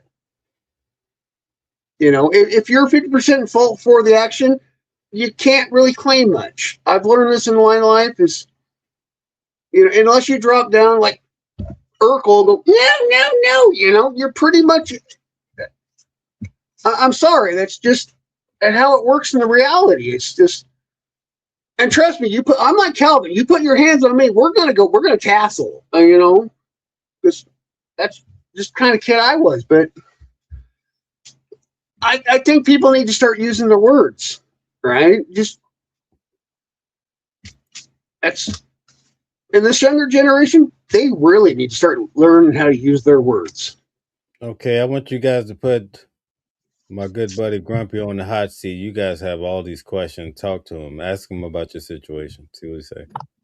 Oh yeah, about my son. Yeah, so when I point out the discrepancies in the video footage and the injury that they're saying that allegedly my son caused, now it changes to the child was acting in self-defense in a basketball while they were playing basketball. That is a complete cover up. That's bullshit. You have these athletes, these professional athletes, they get their teeth knocked out, they get elbow, nose busted. You cannot get up swinging. And regardless of whether it was an official game or not, when you're playing basketball, it's not a rule of, oh, you get self-defense if they foul you. Now, that wasn't the case at first, but since I point out that this child has hit my child, he pulled his hair and slapped him. And because my child punched him, now he used excessive force, and the other child was acting in self-defense, actually, because my son fell on top of him. When we don't even have a clear and precise video of how they even ended up in this position, because all of the everybody was around. Like, you really cannot see anything on the video. It's inconsistent. I tell you what, you can see. You can see them pull his hair, which they said they didn't see. Now Yeah. y'all admitted that y'all saw him slap him, but you said you didn't see him pull his hair. Is one assault more than the other one or something? I don't care. That child got nothing. Yeah, it He's wasn't walking even around school happy. labeled as a mutual combat. They labeled my son as assault with bodily injury. Assault meaning unprovoked. This has been established with them. So my child just unprovokedly attacked this child. I have a big problem with that. So I have a story to tell you that fits into your narrative with your child. So my freshman year in high school, the center, Big John, smacked me in my area, my coin purse area, right? My personal beans, right? And he was the center of the football team. Well, I picked his butt up, like Calvin says, and pow, right? And I apparently was in the wrong because I was assaulted, and I was like, "Oh, that ain't gonna happen," And so I was kicked out of school for it. So schools are kind of mysticular on that, as they pick and choose which student should be awarded and which student should be. Like I said, though, if you can find fault in what happened, get an attorney, because you're going to go in circles and you're going to drive yourself crazy. But if you can find that there was a negligent fault before your child defended himself, sue. Because I was attacked. Because I was in a similar situation. I was attacked. I was assaulted, and the football coach himself had me kicked out of school because I defended myself against a football player. Back my freshman year in high school. So it's a catch-22. You really you gotta kind of like what's going on with this murder situation. Can I say murder on your channel? Yeah. Okay. Go ahead. I mean, you're gonna find a lot of kids stay in their whole little clique, and they're gonna pick and choose their sides. So if you can't physically prove that he was innocent at the time, he's physically guilty. I'm sorry, it sucks for you, and I apologize for your son, but unless you can find multiple people who say that your son was not the aggressor and he self-defended himself, and that's just kind of the environment we live in with school environment. Yeah, I did. So all of the witness statements that and all the ones that are accounted for, because I asked them to preserve all of the information and all the evidence that was used to determine my son's placement. They sent me those witness statements, and I asked them to account that this is all of the evidence that was used to determine this. Each and every last one of the statements that I got determined that the child did hit my child first. He did. He hit him first. But the school came back, and I know they're gonna, stick up for each other. I do plan to. I've been reaching out to several lawyers, but I do plan to, because I can see it, and I know that they can see it, but I know that they're turning a blind eye to it as well here in What Collin County. I had a question real quick. Let's check your file because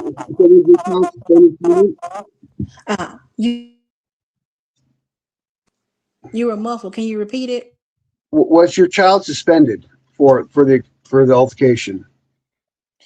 Yeah, so they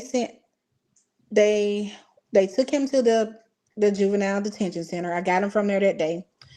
They told me that, well, the next day or a few days, actually, I received after I even had the meeting of the DAEP placement is when I received a letter regarding suspension, telling me that he would be suspended.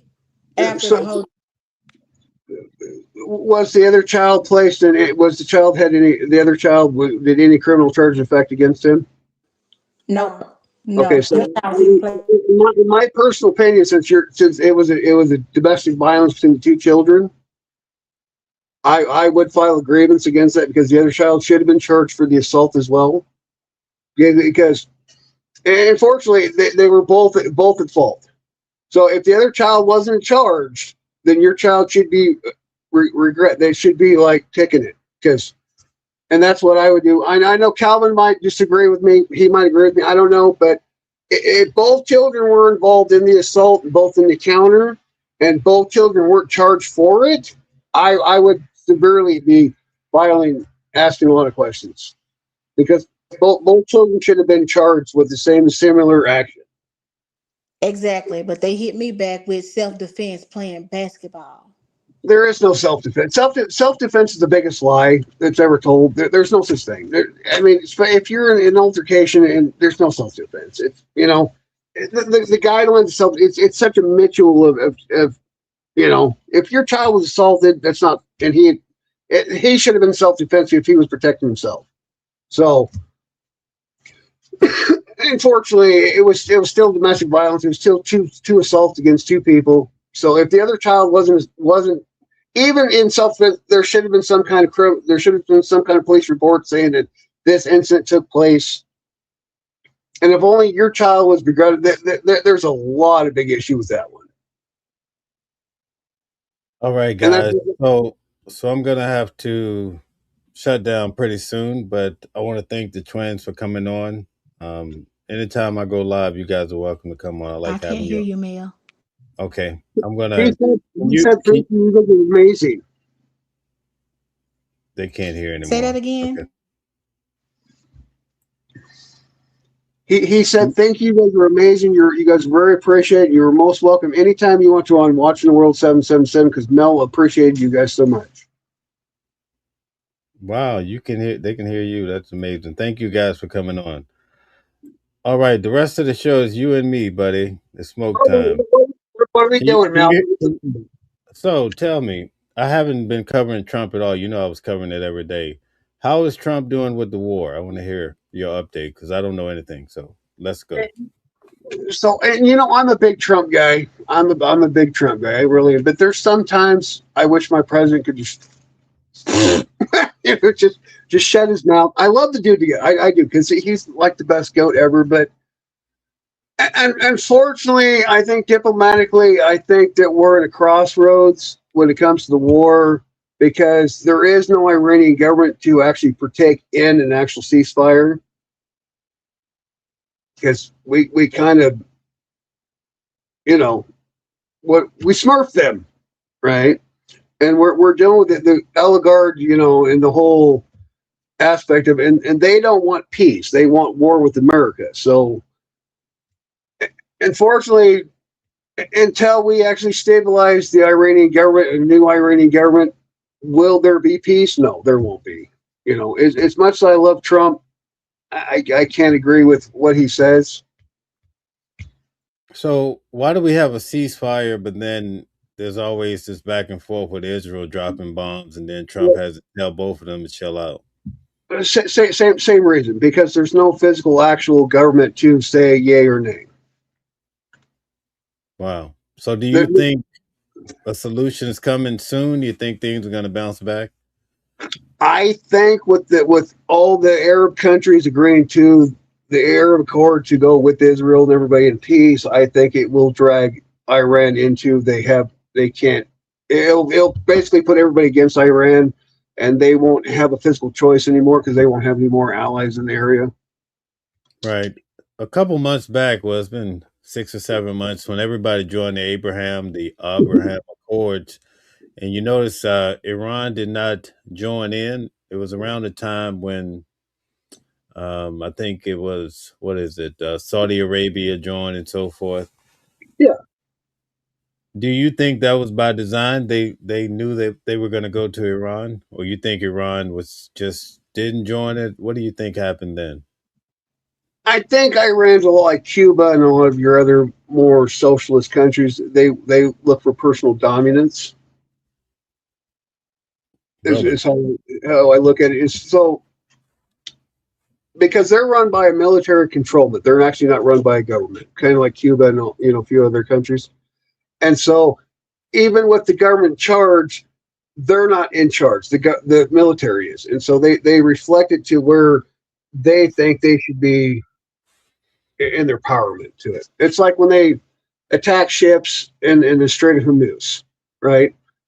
It's not the Iranian government doing it. It's actually the Iranian separatist military doing it. Their caliphate, and so that's where we're in a loss.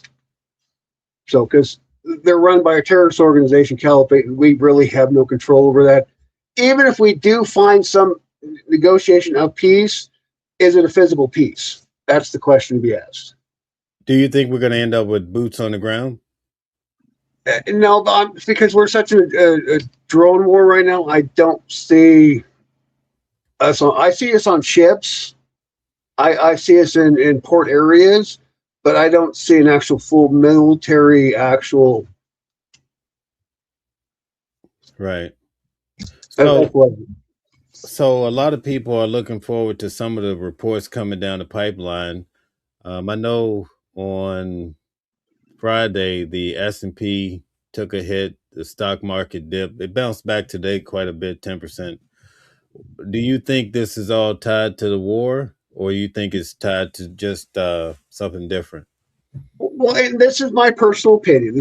So back in October, I know we've had the conversation, but so back in October, we were told, fortunately, that we were going to have a roller coaster for about a 5 to 6 month period, way before the war started. I just particularly think this is just the world trying to figure it out. I don't really see this as a world because in many wars we've had, it's never had this kind of worldwide effect on the markets. So I think it's manipulated, is what I think. I think you have many stocks that are being manipulated right now because of it. That's my personal opinion. It could be proved wrong. Anybody wants to prove me wrong, go ahead. It's my personal opinion. Okay, very good. I wanted to just get an update from you before we check out tonight. So I thank you for I like the way you answer those questions. We'll just have to do some shows where we, talk about this. Tonight it's about Carmelo. So, hey, I'm all right. I'm all for it, Mel. I like hanging out with you. You're a great guy. All right. So my final question of tonight, in the case of Carmelo, what do you think is going to happen at the courthouse? You think it's going to be peaceful, or you think it's just going to be an uproar when the verdict comes through? I think we're going to watch a bunch of hysterical, heretical, freaking crazy people just be unhumane and stupid and not follow with what they won't be civil. Right. If he's found innocent or guilty, because it's just stupid. It's like, you know what? Just let the courts do their job. Right. I've already said everybody outside that courthouse should be arrested for inciting a riot. Every one of them. Wow. I don't care if it's leftist, rightist. I don't care what you should right now. You're inciting violence against public. You should be arrested. I've been there, and I'm telling you, man, they have a lot of police officers in that building. Even at night, they have like 6 or 7 cars just floating through protecting the parking lot. It's ridiculous, Mel. It's just like where'd we lose our civility as humans? Right. I understand you're upset, but you're not doing any helpful for one kid or the other. You're just causing conflict. You're making it worse. Right. M. Roy says that's loitering. What do you think about that? Then there's no protest there. It's not loitering because technically we have a right to freely protest. As long as you're in sidewalk and you're being peaceful, it's not loitering because they're not actually physically trying to sell something or beg for something, so it's not loitering. Okay. Robert says you can only plead guilty, not guilty, no contest, or insanity. Was he insane though? I haven't heard that at all. That's not on the table from what I understand. I mean, personally, I really feel for the kid. He did bad. I really feel for the kid. All I can hope for is as an individual, as an adult, as a parent, that he takes the lesser charge because I don't see him getting off this. I've been watching it, and all the witnesses they just paint bad pictures.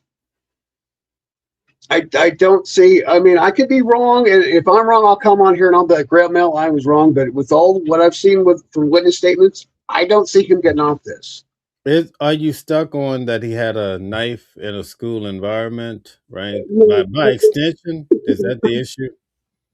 no, I don't really care about the knife because teenagers carry pocket knives or whatever. Well, what I'm stuck on is during the altercation for the multiple witnesses is he was proved to reach into his bag and threaten, I will do whatever it takes, you're not moving me. So he engaged in the altercation, not self-defense. He projected, let's do this. Okay, so let me throw this at you. I like it. This you on a roll, all right? But let me throw this to you. Eddie, the key guy. You've heard the explanation about Eddie and how he fits into the story, right? Kind of. He was Okay. his kind of fluctuated when So but yeah. so the guys, they have this cookie cutter story that they're telling everybody. You mess with me, I'm gonna mess with you, something like that. Exactly. Eddie says that on his testimony, he says that Carmelo called Austin a bitch, and then Austin called Carmelo a bitch, right? So Correct. then the attorney Toby Shook says, "Listen, you say that now, and you say you paint Carmelo Anthony as the aggressor, but when it happened, right? When it happened, you said that Austin said, 'I'm gonna move your bitch ass up out of here,' and grabbed him by the collar and swooped him out, or at some point, but first, Carmelo says, 'Move my bitch ass out of here,' and then he swooped him out. So does that change your perception because Austin is saying, 'I'm gonna move your bitch ass out'?" No, because in my own personal life, in my own personal life of being in conflicts I've had with fist fights and other things and actions of unruliness is if you're 50% to blame for the incident, you're to blame. There's no innocent party. I don't care if he did it or he did it. You both engaged in the actions before it took place. Words to me are irrelevant. The actions were irrelevant. It's the fact that you had two hothead teenagers, testosterone going stupid, and that's where I'm at with that one. To me, I'm not picking sides with anything. I'm looking at two idiot children that dumb things. No, you're entitled to your opinion. That's why I'm asking you. So, just I stand mean, on it. It's all good. that's how I see it now. That's how I see it. Because we were all teenagers. You were a teenager. I was a teenager. Everybody was teenagers. And especially with boys, we're hot headed morons. I So, think so you were stabbed, you were shot, you've been around. You said teenagers are crazy. Um, so what would be your advice? He's a young black guy, 5'7", 130 pounds. He has some husky guys coming at him. What should have been his best course of action? walked away. Walk away? Walk away. If they would have attacked him when he was walking away, it was self defense. If he would have left the tent, they would have charged after him. Then he would have been 100% at self defense. But he didn't walk away. Okay, so you mean walk away before he grabbed him by his collar and was taking him out of Yeah, there? I mean, before, where the poop talking was happening now, if he just would have said F it and just boop, boop, boop, I could call it self defense. But he engaged in altercation with the other kid. He kept it going. You know how teen boys do. Blip, blip, blip, blip. I don't see self defense in this. Some people are saying he should have called the coach. What do you think about that? I think he should have walked away because they already proved that there was no coach present within any distance of for protection. He should have walked away. He Okay. should have said he should have just flipped the guy off and left the tent. That's just my perspective, my opinion. No, that's good. I respect that. I like how you answer. Good deal. That's all right. Listen, man, I got to wrap it up because we're down to 3 hours now, and it's been a I long just did, day. We're gonna, I just did a we're gonna, 4 hour show. I know it. yeah, yeah. Going to court every day, getting up at 2 o'clock, getting in line, and they take court to 6 o'clock. What do you think is going on in Texas, man? I can't do the 6 o'clock. Texas is its own. They're the lone states. They're the Lone Star State. They're just their own independent little country of themselves. That's Texas. Everything Texas is bigger and better, and it's just Texas. Yeah, yeah. Listen, I want to thank you for coming on. Can you tell everybody about your channel and perhaps give a good message before we go? Well, like I always say on my channel, if you can't be happy, let's be grumpy together. That's where we're at, people. And I thanks, Mel, for having me on. I appreciate all of you. And All hope right. y'all have a good night. Very good. Thank you. And I'll see you on the next one. You're always welcome to come up, and we really have to have some of these good, I call them discussion powwows, whatever, you know. Thank you. Thanks, Mel. I appreciate you. Thanks for having me on. All right, anytime. Thanks. Okay, so let's have some further discussion here on our way out. I want to thank everybody for all the conversation tonight. We went a long time, but I've seen that quite a few individuals have been on the show for most of the night, and I find that amazing. Becca is hanging in there, and Stella is always there in New Jersey, and you guys are so amazing. I just want to say in closing, it was nice to have the twins on, you know, tonight. It was so amazing for them to come on and tell about the scenario. But what they said kind of mirrored what I was saying. Here, you already have children at 12 years of age going to institutions and feeling like they're incarcerated. You know, these are tough times, but we have to really, really work at teaching and guiding the next generation, I like to call it, to a better place and helping them to understand, you know, the do's and don'ts of life, I think is very important. I want to thank all of you for your participation. Again, thank the twins. You guys, you're always welcome to come up when we're having discussions. I will be doing this again on Wednesday night. We have a full discussion. We have a law professor. Her name is Candace Kelly. You see her online a lot. She teaches in New Jersey at the highest level. She teaches law, and she's a resident on this channel for Wednesday nights. And we're going to be having some great discussion. We're going to be discussing the Carmelo case. By then, perhaps we'll even have the answer. We'll have the verdict as to how this is all going to turn out. I see Uncommon Woman. Thank you so much for all you do. I really do appreciate your consistent support of the channel. I want to also say that it's very important that I get it, we get all sorts of people that come through, but it's very important that we're truthful, and we have to look at these situations and be able to separate the issues sometimes just to get to the point. So, on one note, we stress the point that, listen, you don't take knives to a school environment, whether that's a school environment by extension, like the track meet. They have you sign documentation. Sometimes they have the parents sign that the child won't bring a weapon to school. Okay, so we get that. We understand that. It's pretty simplistic when you look at it. And it's duly noted on Watching the World. So before you go ruffle your feathers tonight, I want to make it clear that's our position, because I'm going to wake up tomorrow and there'll be a dozen comments. Oh, you guys support somebody bringing a knife to school. I'm like, man, at what point did you check in on the show, right? But on the second note, we look at the facts of the matter, and a lot of things don't jive, right?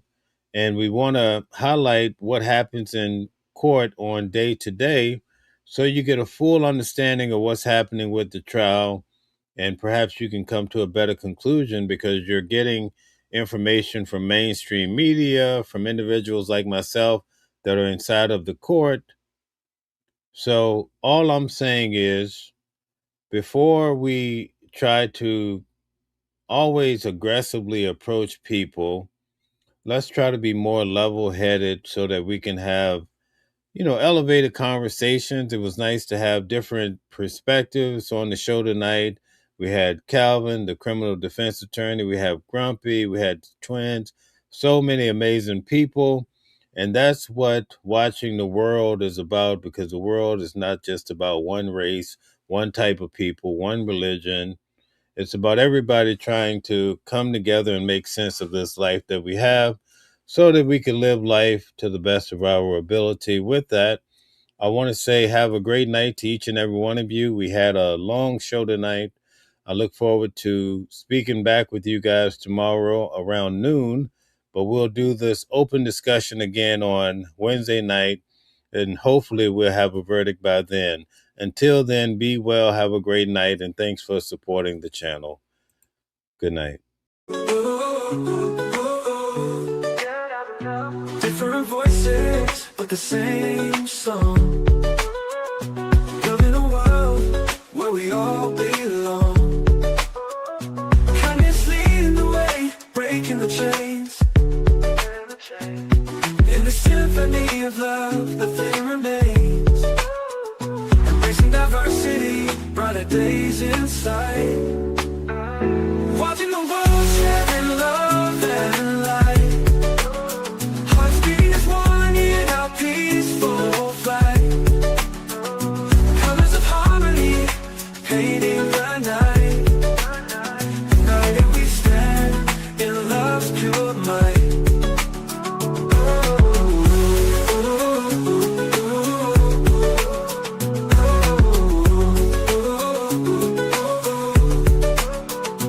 Watching the world sharing love and light.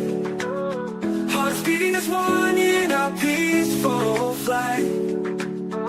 The colors of harmony, painting the night. United we stand in love's pure might.